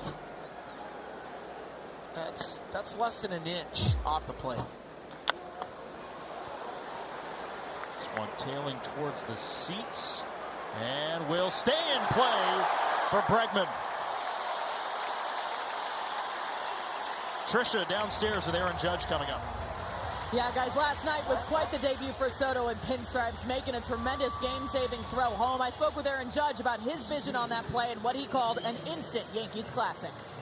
I was watching the whole way right when it hit to him. You know, my eyes go right to, you know, third base coach, see what he's doing. He's sitting there. I'm yelling at him, hey, you know, 4-4-4, and he got it clean, threw a strike home. It was just impressive all around. Like Trevi making a great catch and tag from Juan securing and making the throw. That was a special moment right there.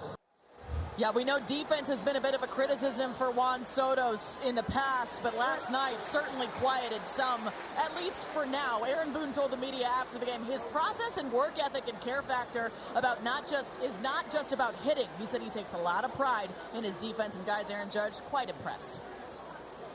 I'll tell you this, Tricia, as Judge breaks his back, there is a certain mythology around the Yankees, and when you truly become a Yankee, and when you make a clutch play in a big moment in a game, day one, Juan Soto earns that moment. I can't wait to see what the rest of them are, too. I mean, when it's all said and done, Juan Soto is going to be a Hall of Famer. I mean, the numbers bear it out. He's only 25.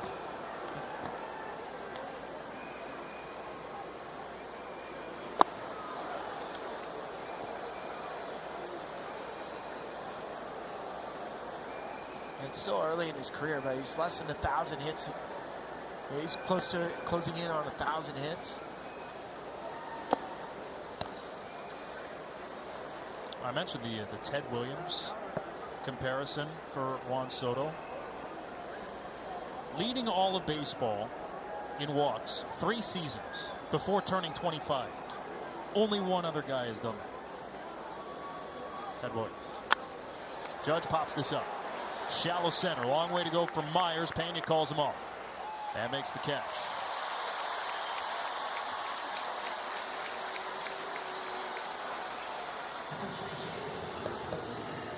Put this way, only 6 players in the history of baseball have led the majors in walks 3 straight seasons. This is that list. Last to do it, Barry Bonds in 2004.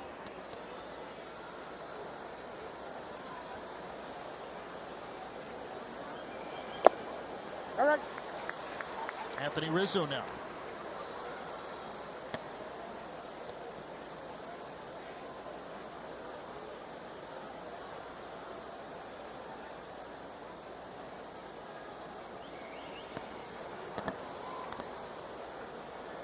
Just Javier is in pretty good rhythm. Alex, he's throwing this changeup 30% of the time. Like that's so outlandish. I'm sure you're going to hear from Yankees hitters, what was that? And it's not like he hasn't had his way with the Yankees. He threw a combined no-hitter in the postseason, threw a combined no-hitter in the regular season.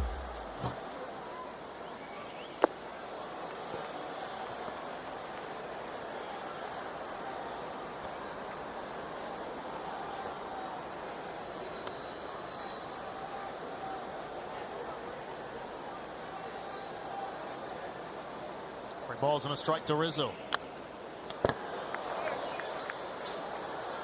We'll take it back to the World Series in 2022. Entering baseball history with that combined no-hitter against the Phillies in Game 4. Only the second no-hitter in a World Series all time.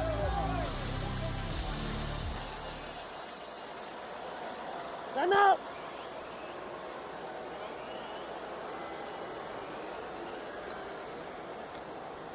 Ready, Bears?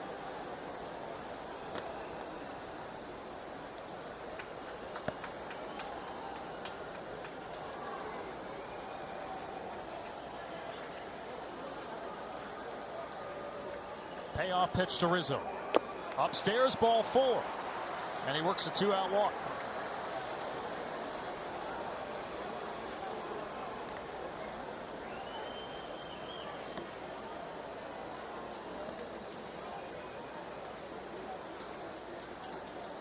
Even though the Yankees are not hitting Christian Javier, they're still getting some traffic on. But all the at-bats, too. I mean, you hear about it from the Astros side. I mean, one of the parts that makes the Astros so good is the length of the line. It feels like it's consistent. It's coming after you, one after another after another. It's like what we're going to see with the Dodgers, what we see with the Atlanta Braves. The way I'm looking at tonight's Yankee lineup, it's starting to feel. Last year it was a bummer, right? They were the Bronx Bummers. It wasn't the Bombers. It was frustrating to watch that version of the Yankees because you're not accustomed to seeing it. Right now we're seeing some grindy down at bats, even with Javier's stuff, and they're one swing away. Taylor Scott is warming for the Astros in their pen after the visit from from Josh Miller, pitching coach. Here's Stanton. And Stanton out in front of a breaking ball.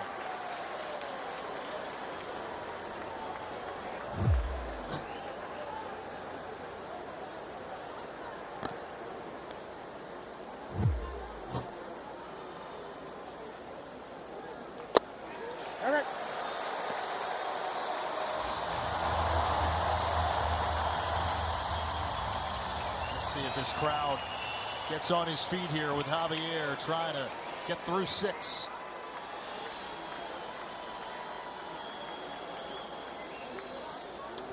And this one a 55-footer.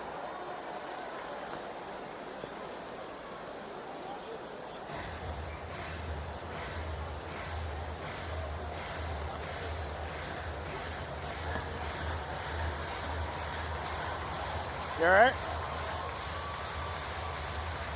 Stanton coming off a career worst in terms of average, slugging, OPS.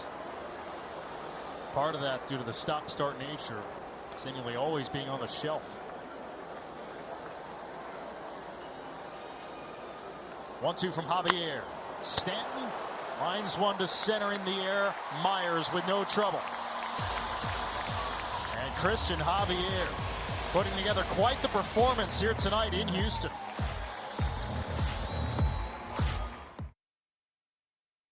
Baseball on Apple TV Plus, presented by Chevrolet. Alongside the 7-year Major League veteran Ryan Spielberg, Trisha Whitaker is down to the field. Alex Faust here with you at Minute Maid Park in Houston. All right, time to answer our Siri trivia question. Who was the last rookie manager to win the World Series, Spielberg? Alex Cora. Ding, ding, ding, ding, ding. That's right. There you go. You got it on your second guess for all. Of course, member of this Astros organization is their bench coach. 2017. Luke Weaver comes out of the pen for the Yankees. Face 7, 8, and 9 for Houston, and quickly has Yainer Diaz in an 0-2 hole. Well, the Yankees, they claimed Luke Weaver off waivers from the Mariners late in September last year, and he made an impact. Ends up signing a contract this offseason. For a while, he was a longtime starter.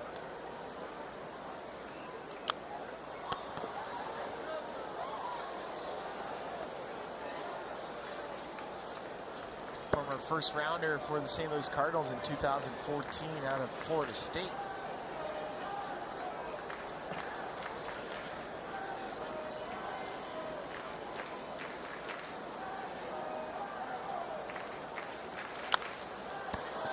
Pop foul behind home plate. Winds up as a souvenir.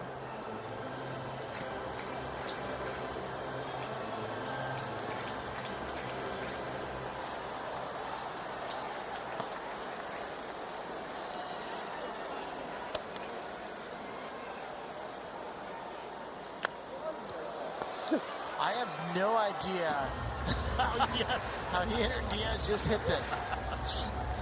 This just about hit him. Yeah, this is protecting yourself.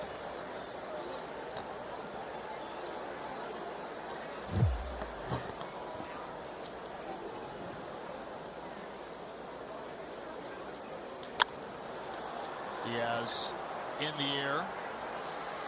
Volpe makes the catch.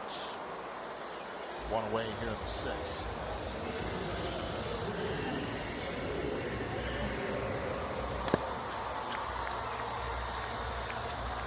So there's Pena. We've already seen that new approach for him come into play.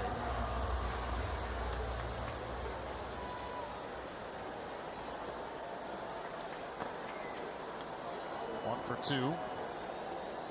Both balls hit in the air the other way.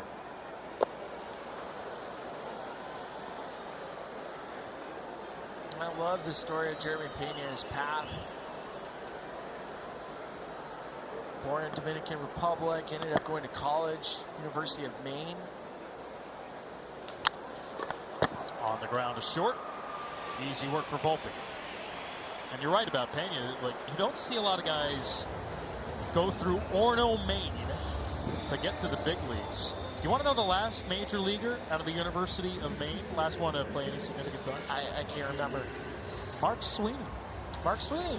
Good name. Good pull. UMaine also produced the great Gary Thorne. Good broadcaster.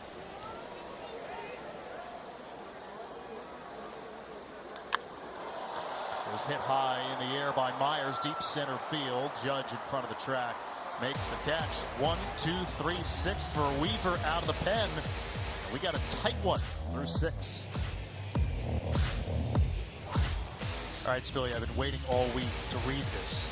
Back to the Rock returns for a second season based on the beloved classic from Jim Henson. Guest puppet appearances from Brett Goldstein, Catherine O'Hara, Ariana DeBose, and Adam Lambert. Fraggle Rock, Back to the Rock, now streaming on Apple TV+. I'm a huge Jim Henson fan, so I grew up watching Fraggle Rock. Kind of ages me over you. Yeah, it does.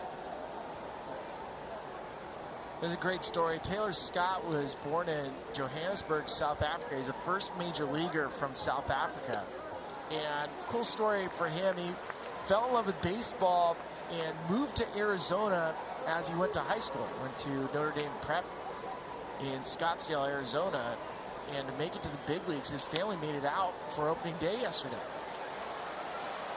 Pretty awesome stuff. And he comes in here in the 7th after a wonderful performance from Christian Javier, going 6 scoreless. Let's take you through the night for Christian Javier. StatCast powered by Google Play. Well, I think the thing that stands out is the usage of changeups. I mean, it was all over the place. And for Astros fans that are wondering what version of Christian Javier are you going to see in 2024, let's hope it's this version, because that looked dominant. And the fact that he has a new pitch, a new weapon, that he felt confident enough to throw at a rate that he has never thrown before. 16 changeups in a game was a career high. He threw it 25 times tonight. Javier winds up 6 scoreless, 4 hits, 6 strikeouts, just 1 walk, as he gives way to Scott, who appeared last night throwing 18 pitches. As mentioned, family was in attendance.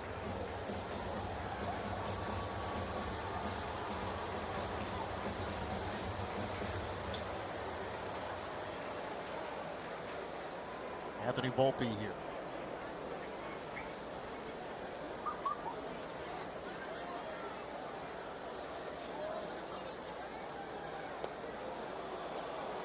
Close pitch, just below the knees, 2-2. You kind of hold your breath when you're Anthony Volpe. You're like, don't call that, Rob Drake, don't call it. It could have gone. Volpe reached 4 times yesterday. Had 3 walks. And there's a real sense within the Yankees organization that he's going to take a big leap offensively.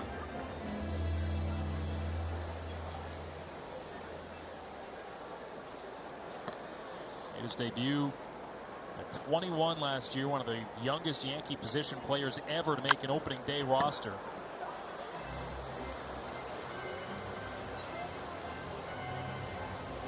Marvel at this list. I saw doing a little research for this game. Only Mickey Mantle, Ben Chapman, Joe Pepitone, and Frankie Crosetti made their opening day appearance at a younger age.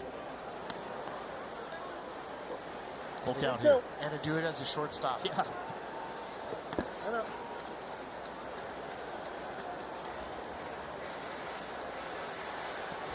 There you go. Volpe, who grew up in the city before moving to Jersey. And he takes ball 4. 1 out walk for Volpe. Got an in-game update for you, Spilly. Blue Jays, Rays. Brandon Lau. His first home run in grand fashion. Grand slam off Chris Bassett. Rays with an 8-2 win over the Blue Jays.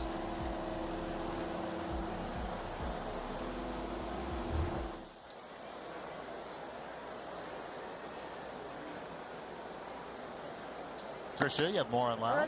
Well, yeah, guys, that's a fully healthy Brandon Lau for really, truly the first time since 2021. It's fair to say that they haven't seen the All-Star in true form for 2 straight seasons, but he's coming into the season fully healthy, and gosh, you certainly saw that in that grand slam, didn't you? Well, you were there yesterday when the Blue Jays put an 8 spot on him. That's a good bounce back for the Rays. Putting 8 on the board tonight.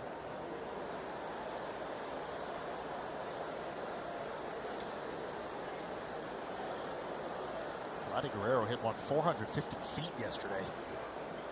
He looked good all throughout the spring. Trimmed down just a bit. Swing looks great. It's just it's a tough division right now. Yeah, well, I'm curious to see what ends up with Vlad Guerrero this year. What version are we going to see? Is he above average or is he superstar? Austin Wells, the rookie here. You saw one of the top prospects in the Yankees organization. Former first-round pick in 2020 out of the University of Arizona. It was really nice to see in September just a version of what the future is going to look like for the Yankees.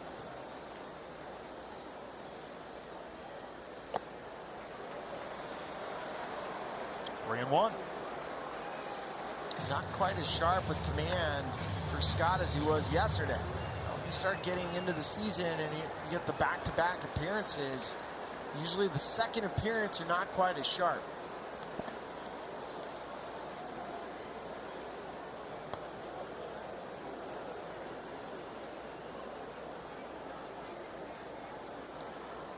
Bottom right of your screen, you see the walk probability for Wells at a 3-ball, 1-strike count. Here it comes, and it's ball 4. Back-to-back walks, and the Yankees are set up with 2 on and 1 out here in the 7th.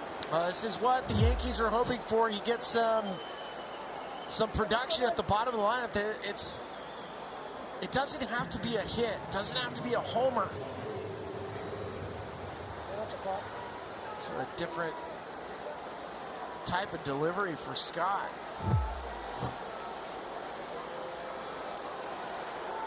And Cabrera tonight, he's 2 for 2. He's probably swung the bat as well as anybody in the Yankees lineup to start 2024. 12 hits this series for the Yankees. 4 of them have been by Cabrera in the 9 spot. Game tying homer in the 6th last night. Here a big chance with 2 on, and he takes low and in.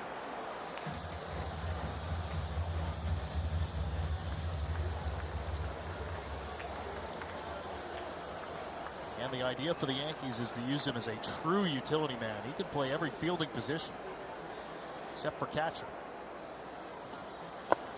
All right.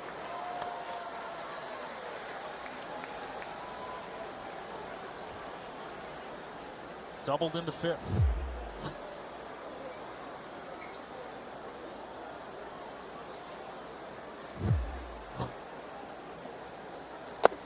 All right.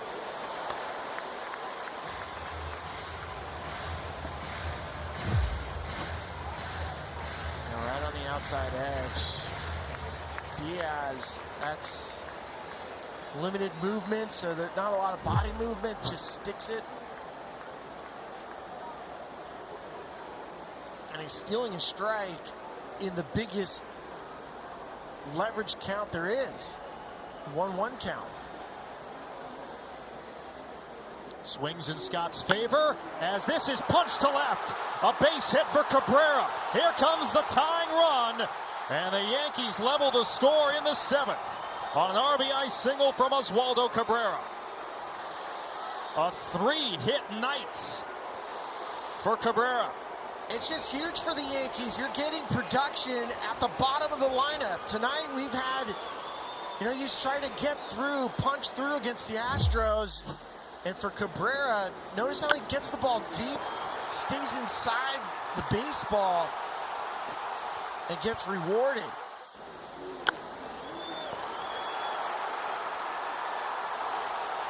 They saw a glimpse out of him at the end of 2022. And although only a 44-game sample size, they felt, okay, this could be what we have here. Struggled big time last year, Cabrera. 2-11 in 115 games. But swung a really good bat towards the end of spring training.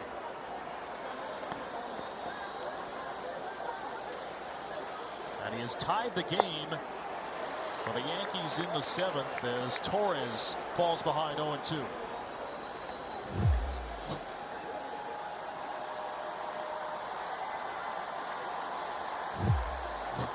Torres 0 for 3 tonight.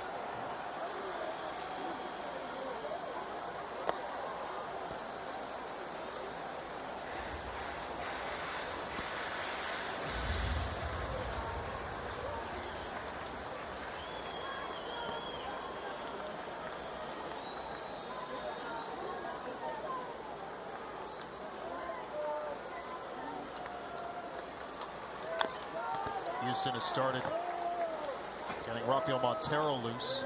Yeah, the Astros have really bolstered their bullpen, even with the loss last year of Hector Neris, by bringing in Josh Hader as their closer. Ryan Presley we saw yesterday, as well as Hader. Oh, look out!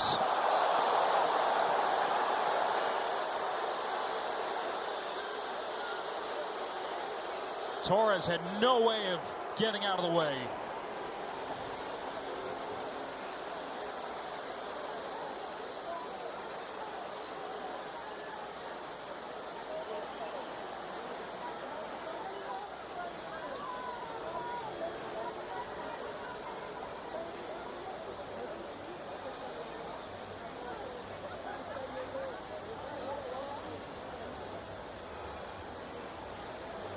So while the Yankees training staff tends to Torres, the Astros have seen enough as Joe Espada takes the ball out of the hand of Taylor Scott.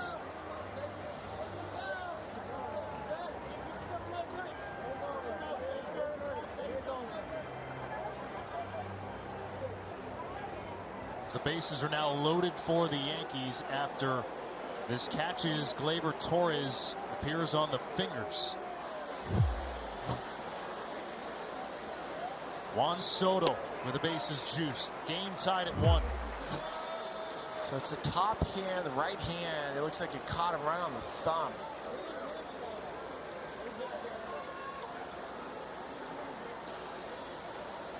And right on the pad. Honestly, Spilly, where that was headed towards his hands, I thought it was going to get him on the knuckles. We've seen a couple injuries for, like, right at the end of spring training, guys getting hit in the hands, and it never ends up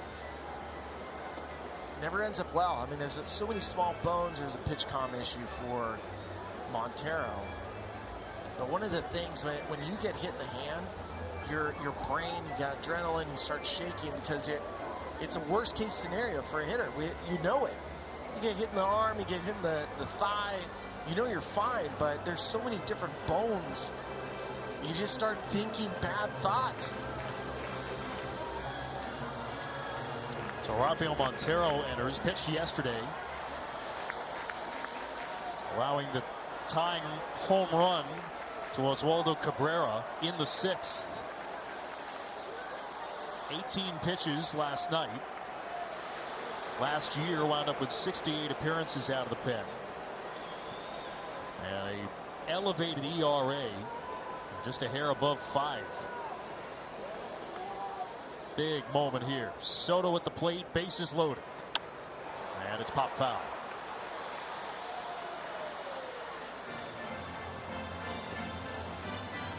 Yeah, last couple of years for Montero, he's been one of the better relievers for the Houston Astros, especially during the postseason runs. Actually unhittable. Last year, 1.5 on the whip, walks, hits per innings pitched.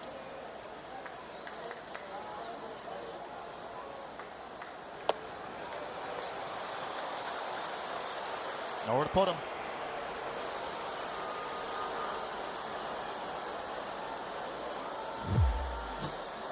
You're playing with fire when you're playing with Juan Soto.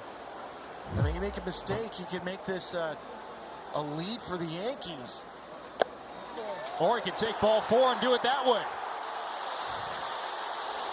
Montero walks in a run. It's charged to Scott, and the Yankees have taken the lead in the 7th.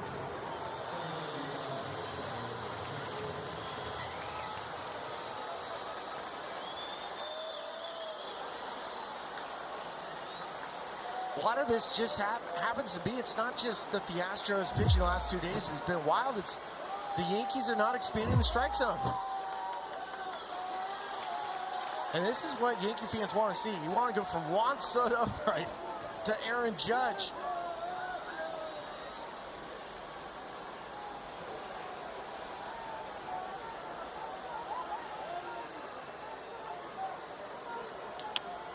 Judge, 2-hopper to short. There's 1, there's 2.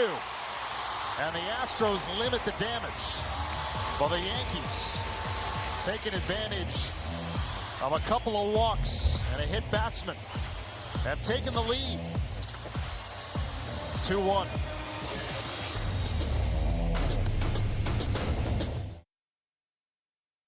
Authority, the Office of the Commissioner of Baseball, may not be reproduced or retransmitted in any form, and the accounts and descriptions of this game may not be disseminated without express written consent. A couple of dynamic duos through the years.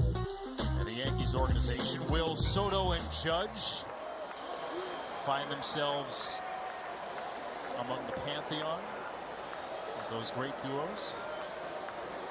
Yes, yes, well. Hey, we're only in game 2 here. You never know how things are going to turn out. I mean, my brain's just imagining what it looks like.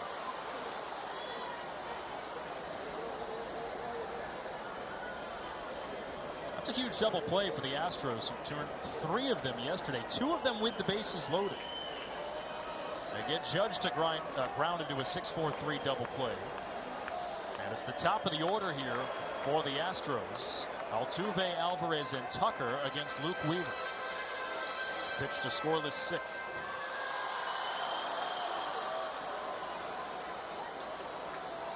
We got Ruth and Garrett, Mantle and Maris, Mattingly and Winfield.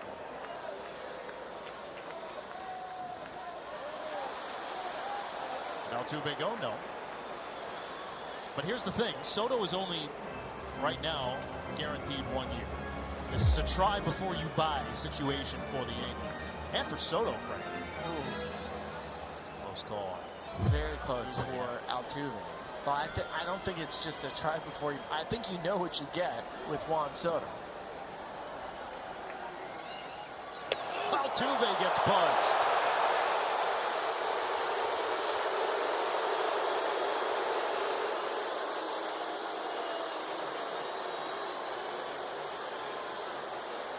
Altuve's saying, "Am I bad?" But I mean, it's a natural reaction. Altuve naturally is going to dive in towards the plate. He stands off the plate. See how he comes right in on it. I don't know if the bat. Oh, that's why. Yeah. The bat ends up hitting Wells.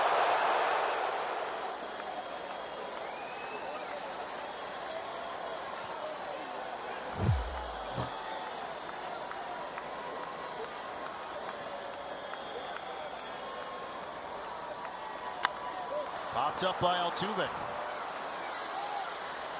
Rizzo makes the catch. Well, I think the challenge for the Yankees is to see what they can do with this lineup if they hit some sort of adversity. And I wonder for Aaron Boone, he talked about how the approach is a little bit different now that they have these guys. top of their order. But I mean, so far so good in terms of the results, like last night.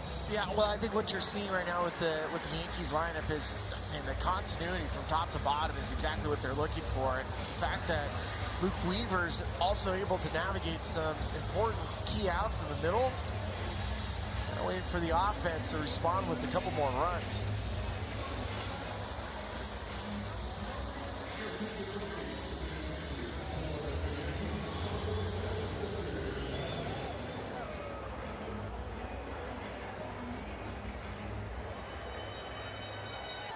Listen to every MLB game, plus watch minor leagues, MLB Big Inning, and pre- and post-game shows. No blackouts at MLB.com/@bats. Yordan Alvarez to face the lefty Victor Gonzalez out of the Yankee pen with the bases empty. Bottom 7, and the Yankees leading 2-1. Well, Aaron Boone said he was going to try to get to Victor for this combination of Yordan and Kyle Tucker. Outside.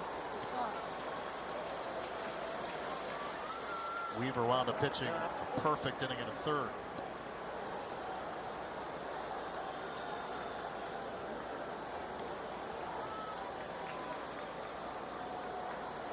Alvarez 0 for 3. As he swings and misses at a 93-mile-an-hour fastball.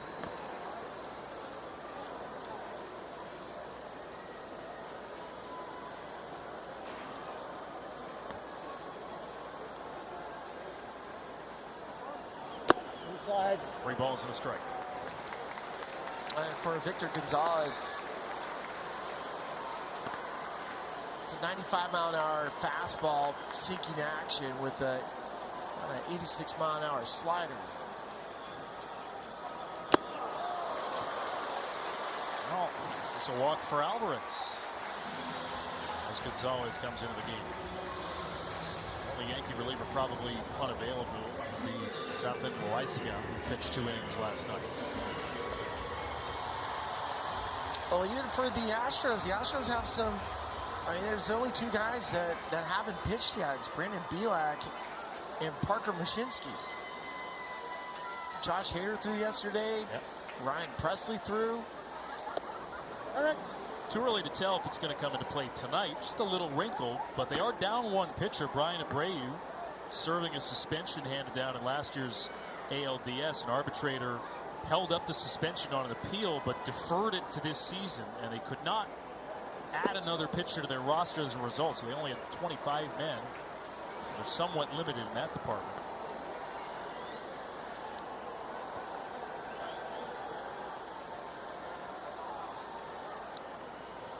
Still the tying run aboard for the Astros here in the 7th. And Kyle Tucker is ahead 2-1.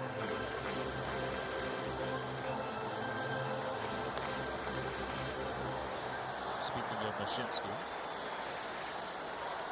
starting to warm up.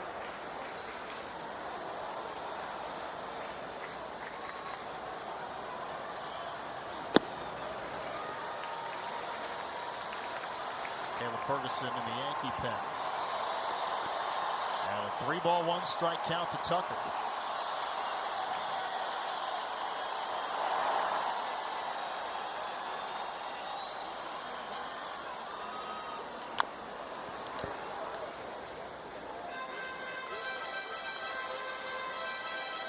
Tucker coming off his 2nd straight 100 RBI season. Led the American League last year with 112.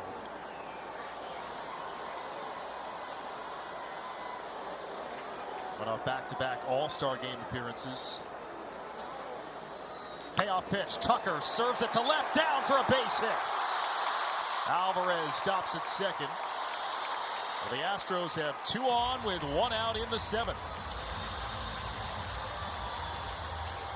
Aaron Boone gets the matchup he wants. He wants Victor Gonzalez, the lefty, to see Yordan and Kyle Tucker. Ends up being a walk and then an inside-out jam, but a base hit.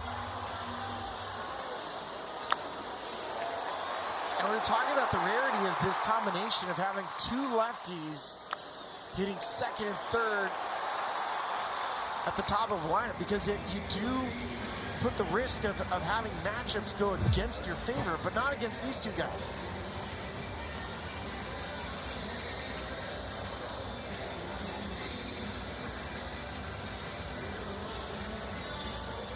Did Gleyber Torres just come out of the game? Yeah, they just took Gleyber Torres out. He's headed down. Let's check and see where he is in the Yankee dugout as they break up this conference on the mound.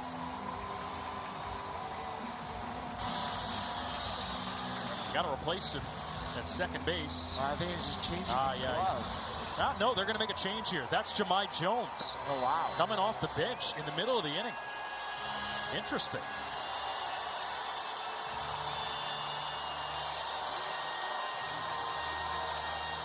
Wonder what that was all about. Well, I mean, it happened fast because Jones doesn't even have PitchCom in his hat, so he wasn't prepared.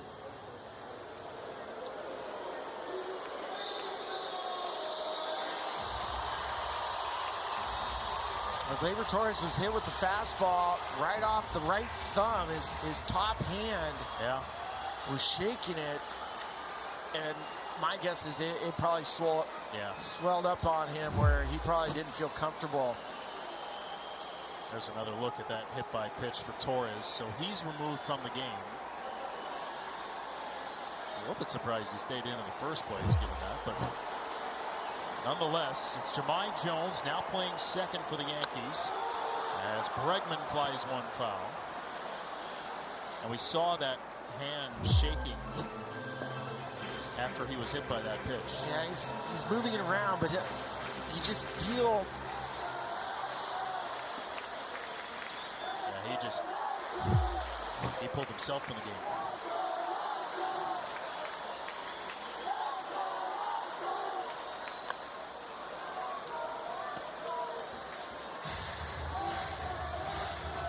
Well, the Yankees are already down DJ LeMahieu. He fouled a ball off his foot during spring training, bruised his foot. They were originally expecting the top of the lineup that had DJ LeMahieu, Juan Soto, Aaron Judge. Bregman in the air and caught! A sliding grab to rob Bregman of a base hit. And already in back-to-back games, we're seeing Juan Soto make an impact defensively. Well, it's all about the read. Notice where he is in right field. So off the bat, you can tell by the sound, it's not fully clicked. So you have to come bearing in, and he does. And then you have to watch the ball into your gloves. See him put his nose right towards the glove.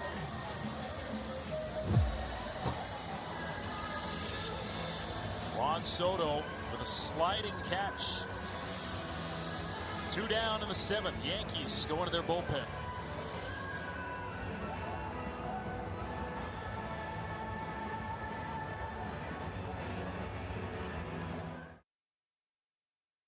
And what's all of a sudden become a sticky situation in the 7th. They get a fly out. Getting the second out of the inning, but Ferguson, who appeared 68 times with the Dodgers last season out of the bullpen, appears here, the 5th pitcher of the night for New York, with a runner at second and a runner at first, 2 down in the 7th. And he'll face Jose Abreu. So he four-seam fastball and a cut fastball off of it. All right. Yeah, last year, the league tried to expose Abreu with fastballs, especially anything over 94, 95, up and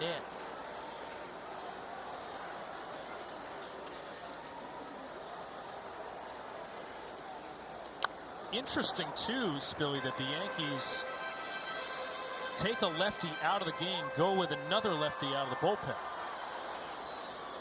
It's just the first 2 days, you're seeing so much usage from your bullpen that you don't really have the choice to match the way you want to.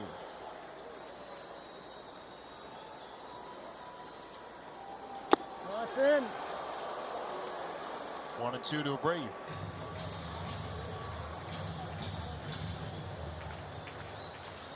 Abreu hit .231 last season with really low slugging percentage on fastballs over 95 miles an hour.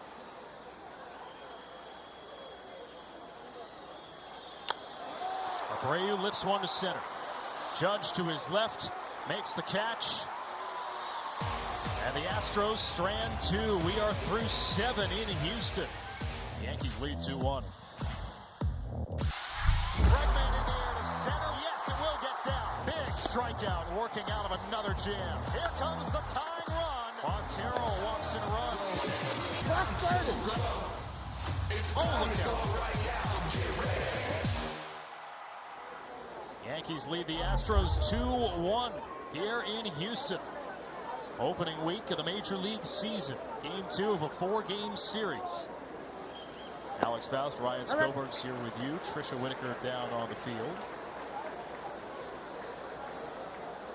New pitcher for the Astros, Parker Mashinsky, comes out of the pen to face Rizzo, Stanton, and Verdugo.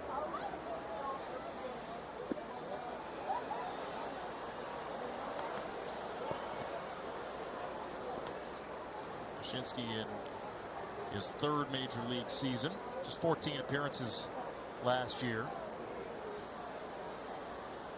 and what technically counted as his rookie year. That's out. And his hits per 9 numbers not great. I'm just looking at some of the numbers of all the different pitches he has. He basically throws the kitchen sink at you. Throws slider, cutter, sinker, 4-seam, curveball. Grew up in the Arlington, Texas area. Went to Texas Tech. Astros drafted him in 2017 out of the 7th round.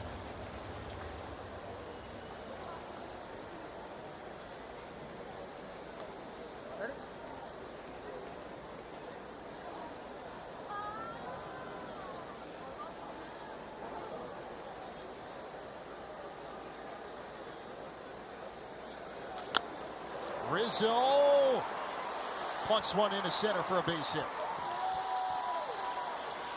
A leadoff single for Anthony Rizzo. In the 8th, he's on base for the 2nd time tonight. Friday Night Baseball on Apple TV Plus is presented by Chevrolet, official vehicle of Major League Baseball.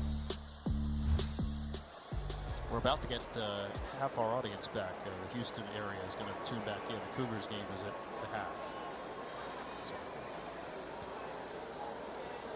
Got to be buttoned up for our Astros folks. for Houston folks. Yeah, exactly. Or if you're two screening, which is probably the way to go. Yeah, I mean, I went running the Buffalo Bayou Trail, which is right on the footsteps of the University of Houston, so just right down the street. Love that trail. It's coming back our way. It's not going to reach. We're talking earlier about Giancarlo Stanton and what he's trying to. We don't want to show this graphic for another time for the Yankees this year. Just all the injuries he's dealt with. Hamstring strain kept him out 43 games last year. Ball and 2 strikes. And you don't want to see that. I mean, a former MVP. Right. I mean, he's such a unique athlete when you see him on the field. Stanton down on strikes, and he's 0 for 4 tonight with 2 Ks. He just gets tied up and in. Mashinsky, you see the 4-seam, he's able to throw a 4-seam and then the cut fastball off of it.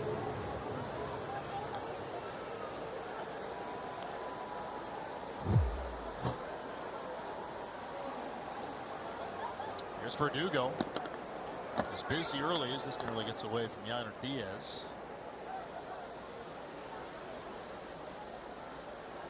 Couple of putouts, couple of close calls in left.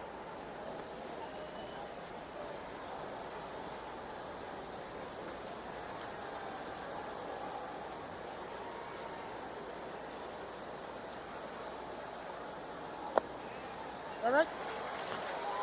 Verdugo with a couple of close calls in the field, having to deal with the short porch, the Crawford boxes, and the big wall out there, the shallow foul ground. I'm out. Well, with Boston a year ago, he had 12 outfield assists, 9 defensive runs saved, and 1 out above average, which is important because this is what the Yankees are trying to do. They also traded for Trent Grisham this offseason.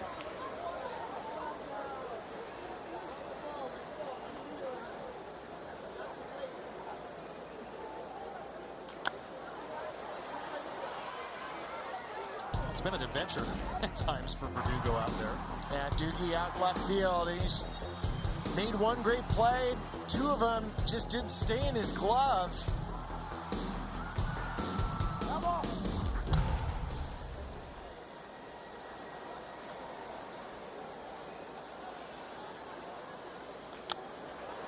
Can swing a good bat, though.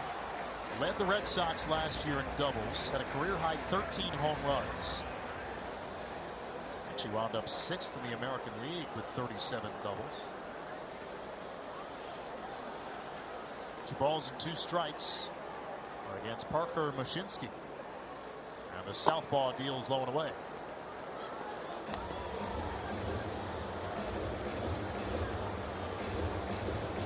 Verdugo, a tag that he's probably going to wear for a while, is that key player sent to the Red Sox in the Mookie Betts trade. And he stays alive here.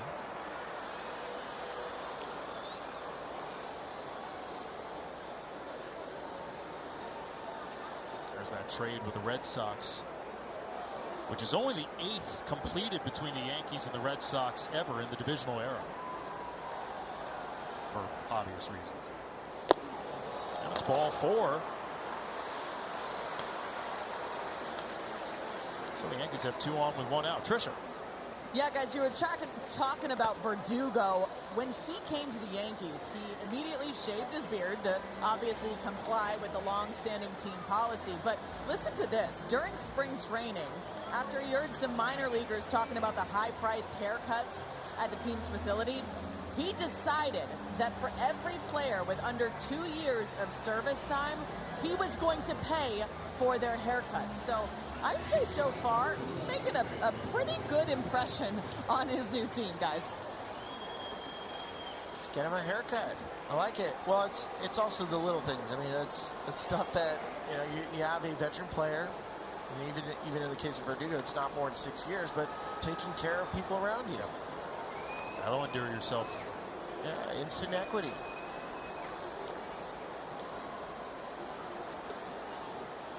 Well, it used to be suits, but people don't wear suits anymore.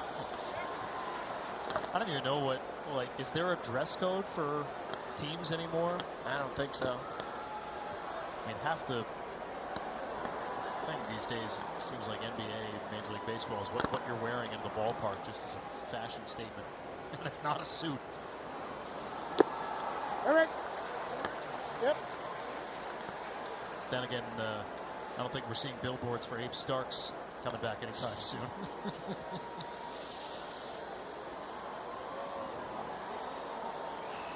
Ball and a strike to Anthony Volpe, who walked and scored his last time. The Astros walked in the go-ahead run. It feels a little bit like last night, right? Astros got decent enough starting pitching. Bullpen let him down. The Yankees had their starter scuffle, only to have the bullpen hold the fort, allow their offense to do the work.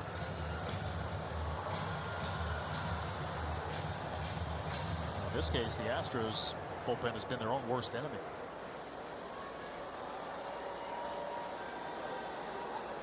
Combined 4 walks and a hit batsman. Volpe, ground ball, coming in is Pena. Flip to second, gets away from Altuve, and that'll bring home a run. Altuve picks it up, but not nearly in time to make a play with Rizzo scampering home. What a strange play to unfold for the Astros. Jeremy Pena is a solid defensive shortstop.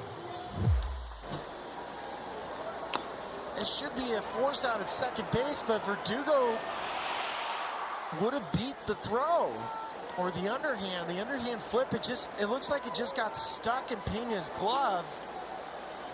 See, he can't really reach it. Had to reach back in, and it just redirected the underhand toss.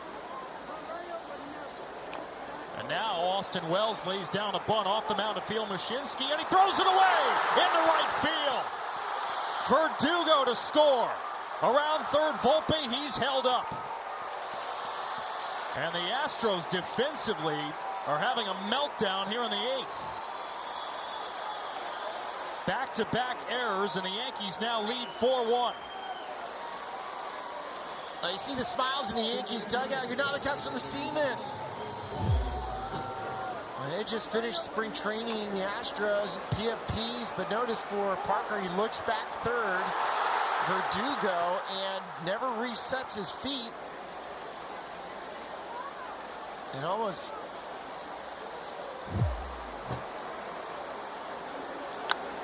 Ground ball, base hits for Cabrera. That'll plate 2.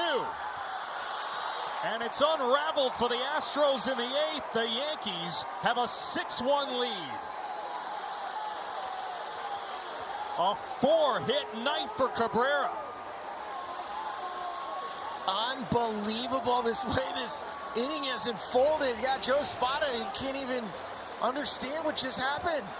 He had 2 outs that could have been made, and instead the Yankees take advantage of some poor defense.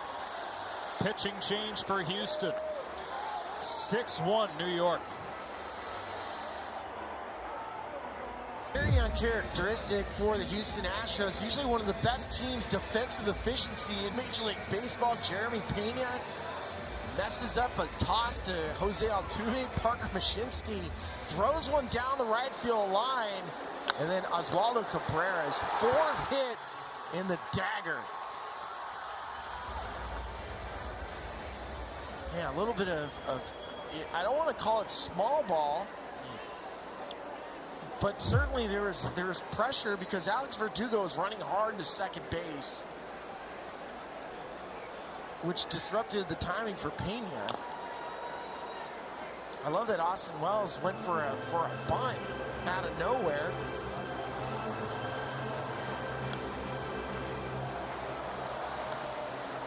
Brandon Bielak comes out of the bullpen. How quickly this got away from the Astros tonight. The Yankees with 6 runs on 7 hits, 2 errors in this inning for Houston. And Jahmai Jones at the plate. Remember, Gleyber Torres removed himself from the game. Jones was his defensive replacement.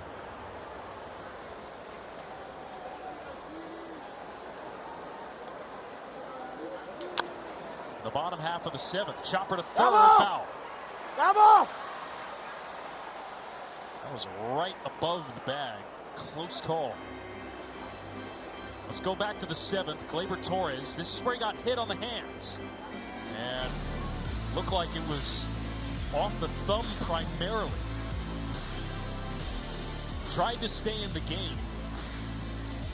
And then you see here during what was a mound visit for the pitching coach for the Yankees, Matt Blake, he signals to the dugout he needs to come out. That's where Jones entered.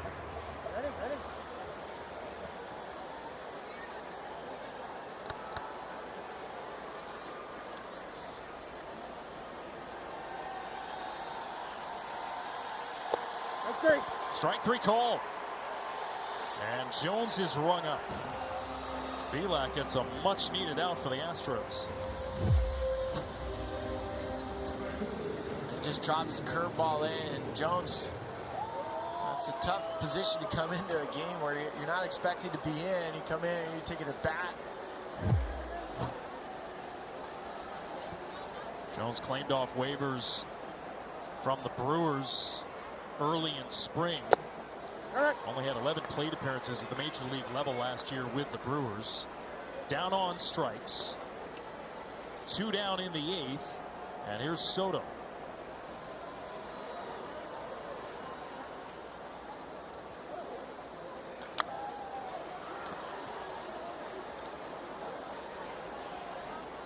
And it's a very Soto-like night. 2 singles. A walk in the 7th. He already has 3 walks in 2 games.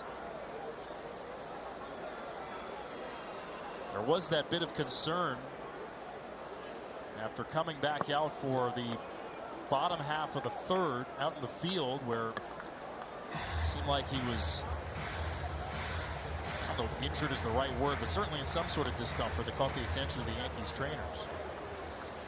Stayed in the game.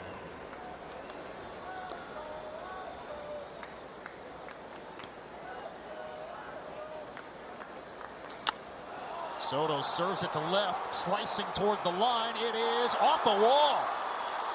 Fielded on one hop off the wall by McCormick. Cabrera gets to 3rd. Juan Soto has a 3-hit night. And his first extra base hit. There's going to be a lot of 22 jerseys, but you can't always tell with the Yankees because you can wear somebody else's 22. But there's going to be a lot of people that are going to love Juan Soto. I mean, that pitch is three balls off the plate, and he serves it to left like it was nothing. This'll end the inning. But the Houston Astros, first their bullpen with walks, then their defense with errors. And the Yankees lead by 5. On MLS Season Pass, NYCFC take on Inter Miami. Red Bulls will face Orlando for the New York folks. Astros fans, Houston will host San Jose. All the matches are live on MLS Season Pass on the Apple TV app.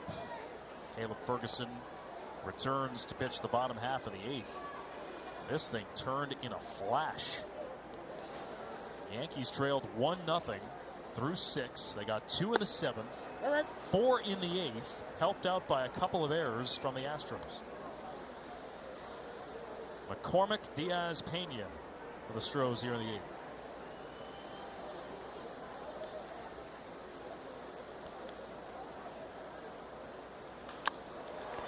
One hopper to second, right at Jones. One gone. It's not like the Houston Astros didn't have opportunities throughout this game. I mean, 1 run on 6 hits. They've left 10 on base. The Yankees, 6 runs and 8 hits. They've left 9. Astros left 9 runners on base yesterday. Strange. Last season, Astros were below 500 here in Houston. And going back to the American League Championship Series, first off, Texas Rangers winning a World Series, you'll never see the run that the Rangers had in Major League history again. It can only be tied. They did not lose a road game the entire postseason. Went 13-0.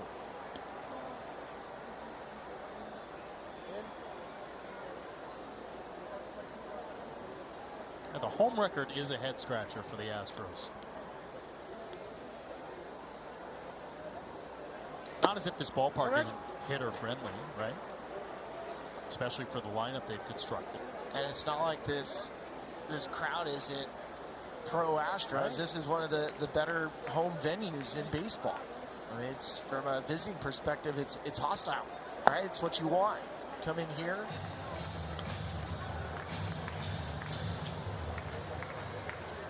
Now here's the test, right? At least for the Yankees. They've been actually pretty decent here during the regular season. They're 21-15 all time in this building. As Diaz dribbles this foul. But the Yankees are only 1-8 in this ballpark in postseason play. That speaks to that home field advantage we're talking about. This home record, not great. And perhaps it's just a one-year blip.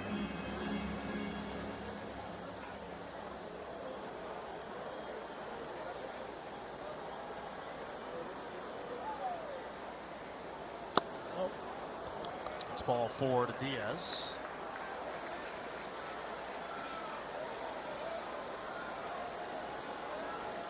The Yankees mentioned they have been really good at Minute Maid Park. Only the Giants have a better road record as a visiting team in most of those games before the Astros changed leads.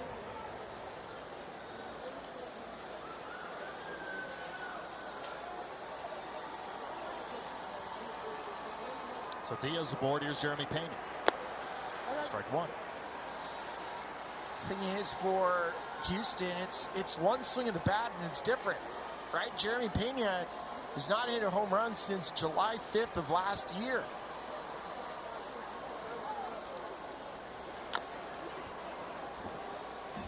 And they feel like he's getting closer. The timing, he made a small adjustment with the swing. He's not holding the bat behind him. It's a little bit more upright, closer to his body.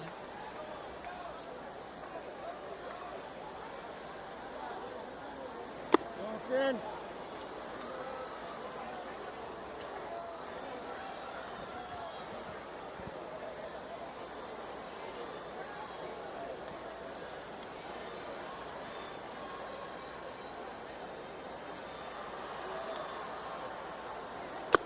In. 0-2 to 2-2. No. It's got to be in this one.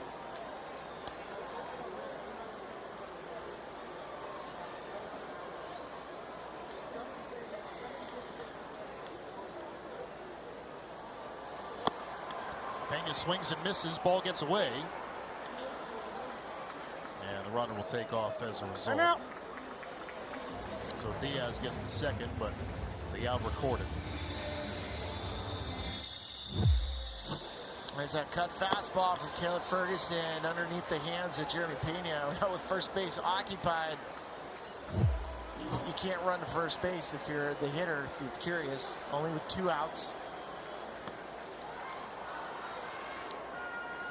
Bring up Jake Myers. Solo home run yesterday.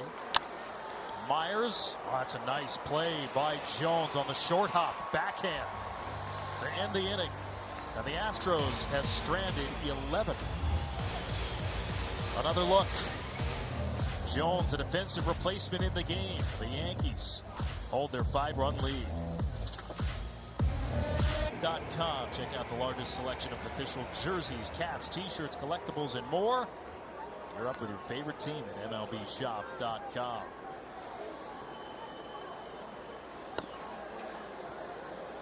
Anthony Rizzo,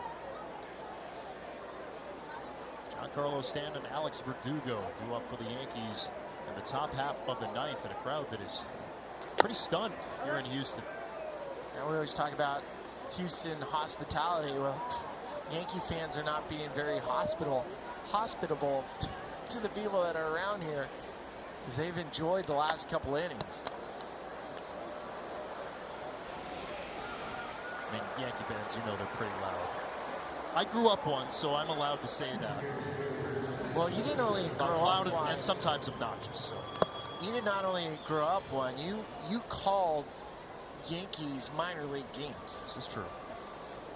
You've found my bias, laid bare for the world to see. No, this is fun.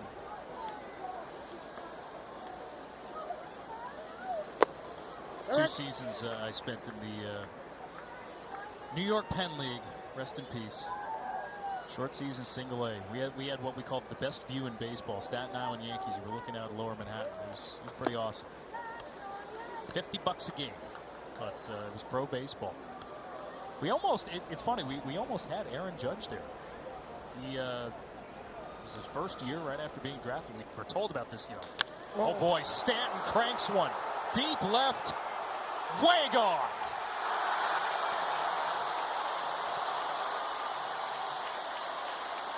Giancarlo Stanton. Lean, mean home run hitting machine. 419 feet, 110 off the bat, 7-1 New York. That's his 403rd career home run. This guy, when he's right, he's as good of a home run threat as there is in baseball.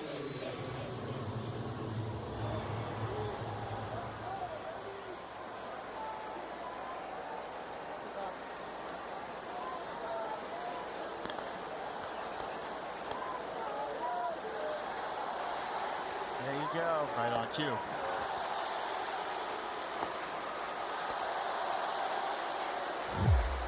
This is just a hanging hit-me curveball, and when Giancarlo touches it, it never comes back.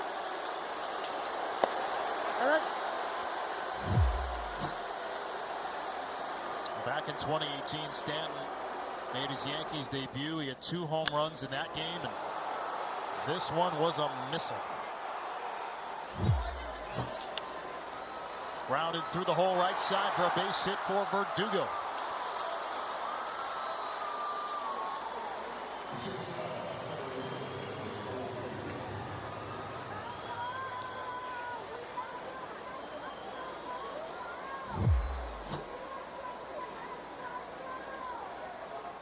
Well, that's what you want to see, just kind of continuing the offense. I mean, it's now top to bottom. You're wondering if Aaron Judge wants to play tonight, right? Like, everybody in the lineup has basically gotten on base. That's a nice problem to have, is you have a 7-1 lead, and the captain in the middle of that lineup hasn't really got going yet. It might take a couple of bats, we know that, right? Like, he missed a week in spring training dealing with a abdominal strain, just trying to make sure. Timing isn't quite there yet for Aaron Judge.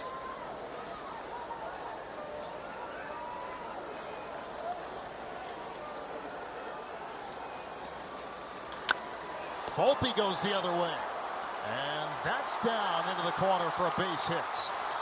Stanton being held at third. And Volpe is reached for the 3rd time tonight.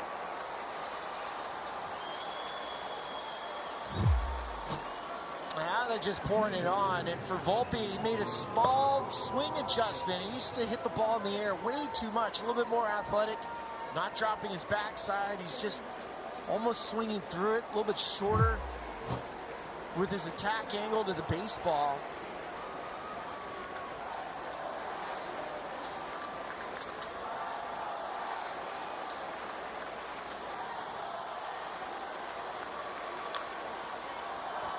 Well, the key moment in this game, even after the Yankees took the lead,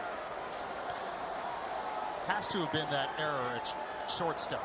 A flip on a awkward bang-bang play that maybe caught Jeremy Pena by surprise. Led to an errant throw. And then immediately after, on the next pitch, Austin Wells at the plate here, laying down a bunt, putting pressure on the defense, inducing an error from Parker Mushinski.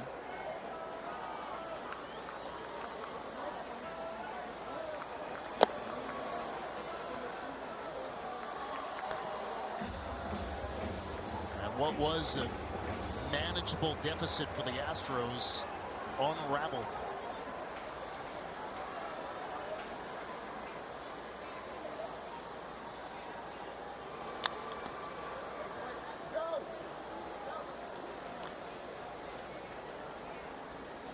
And there really is nobody left in the pen, so Bielak, is going to wear it no matter what. You're going to get out of this inning having to get 3 outs.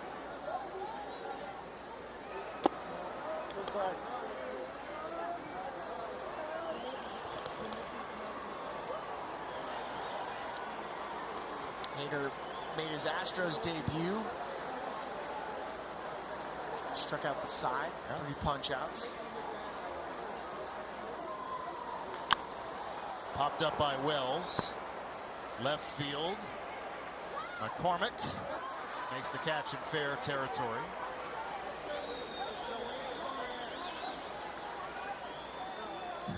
Two down here in the top half of the ninth. Spent a moment with Josh Hader today before the game, and it was more of a homecoming for him because he originally was drafted by the Astros, and before he was traded, met his wife in Corpus Christi. Chas McCormick going down that left field line. Here's Oswaldo Cabrera. As you see the cutoff here.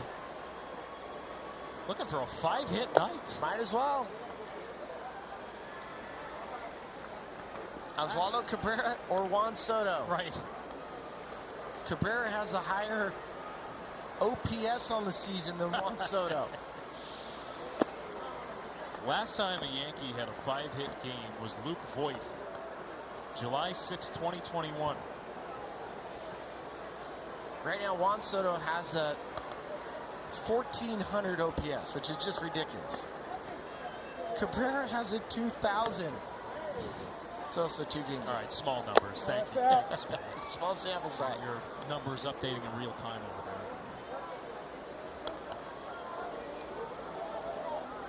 Tell you what, though, you want to talk about an X factor for a team. You're not going to get,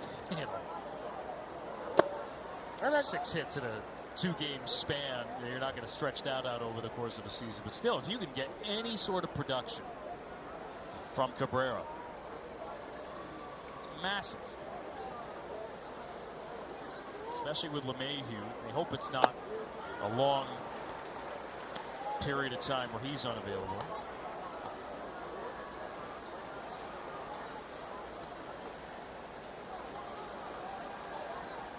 We'll see if Gleyber Torres is okay after taking that pitch off the hands in the 7th. Strikeout here. Cabrera foiled in his bid for a 5-hit night. It's Giancarlo Stanton adding a loud exclamation point to what's turned into a Yankees rout here in Houston.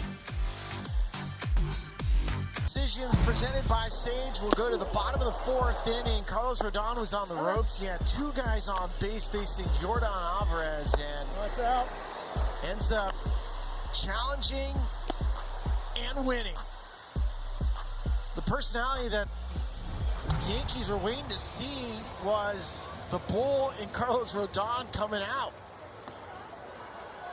Ends up being a huge confidence booster for Carlos Rodon at the end of his outing because it was a struggle early on. Jose Altuve grounds one into right for a base hit against the new Yankee pitcher Clayton Beeter, making his major league debut. He's one of the 2 guys that earned one of the final spots in the bullpen for the Yankees. And pretty comfortable situation to be coming and making your major league debut, even if you have to face Altuve, Alvarez, and Tucker. I don't think it's ever comfortable, but I hear what you're saying because you have enough pad with the 6-run lead. Yep. What a great moment for Beeter. Ground ball to 3rd. Cabrera to 2nd for 1. A high throw. Winds up staying in play. And Rizzo makes the tag and they call him out. Yordan Alvarez called out after he rounds first. Wow, what a sloppy night for the Houston Astros, both defensively and now this one he just got caught napping. Looking to turn the play, Volpe overthrows it. Rizzo does, he sees if Yordan made an attempt, and he did. So if you make an attempt towards second base, there's the attempt, yep. And Kyle Tucker flies out to center. That does it. The Yankees win 7-1.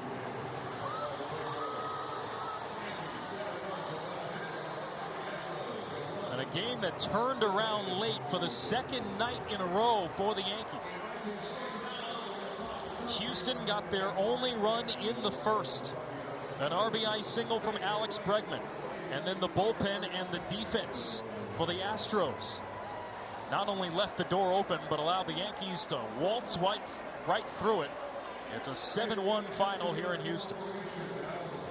It's a good start for the Yankees.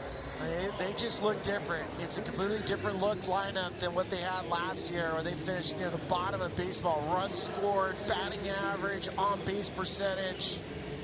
Juan Soto's helped out. Oswaldo Cabrera at the bottom, 4-hit night.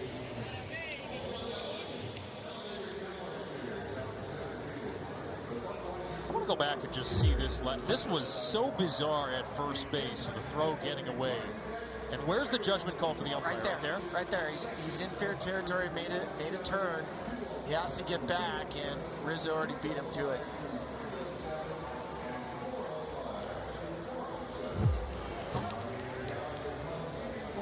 The new first base line rule not coming into play there. That was just an old attempt to be in fair territory. You can see Rizzo's face. That made his day. Well, it certainly adds a sour note on top of a whole bunch of them for the Astros here tonight, who have dropped the first 2 games of this 4-game series. For the Yankees, Oswaldo Cabrera at the bottom of their lineup, a 4-hit night. Yeah, it was really fantastic to watch both Cabrera and Juan Soto. Love seeing the Soto shuffle. Saw him defensively, made a fantastic play yesterday. When you start thinking about this Yankees lineup, top to bottom, if this is what you're going to get, it's going to be a different looking team. Juan Soto standing by downstairs with Trish.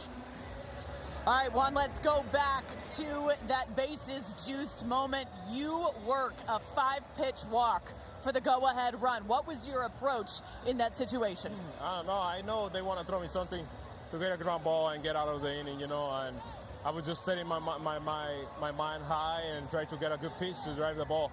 I wasn't swinging anything around the play. I was just swinging my pitch, and that's how I get the walk. Oswaldo Cabrera, you knew I was going to ask about him. Game-tying home run last night, game-tying RBI tonight. Is he earning that name, Mr. Clutch, early on in the season?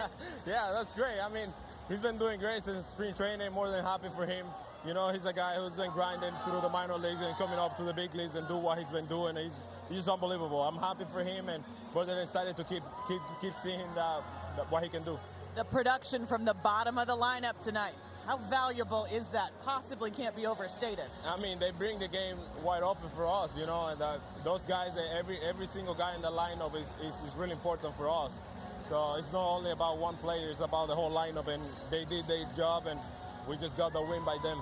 Knowing it's only 2 games in, but when you do look at this lineup, yourself, Aaron Judge, Cabrera, the bottom of the lineup being productive, what is this team capable of? I mean, we can do a lot of things. I mean, we've been showing it off these first 2 games. If we show it up in the spring training too, when we're all together and we're ready to go, we can do a lot of damage. So more than happy to share the field with those guys and see what's going to happen throughout the year. Last thing for you, could you have scripted a better 2 first games in the Pinstripes, Juan? Can you say it again? Could you possibly have scripted a better first 2 games in the Pinstripes? I don't think so. It's just been perfect. Defensive-wise and hitting-wise, it's just been perfect for us. We love it. Juan Soto, thank you so much. Thank you. Guys, let's send it back to you. All right, Tricia, a 7-1 victory for the Yankees, and fittingly, the game-winning RBI comes on a Juan Soto walk. Yankees win it 7-1. We'll be back to wrap things up in Houston right after this.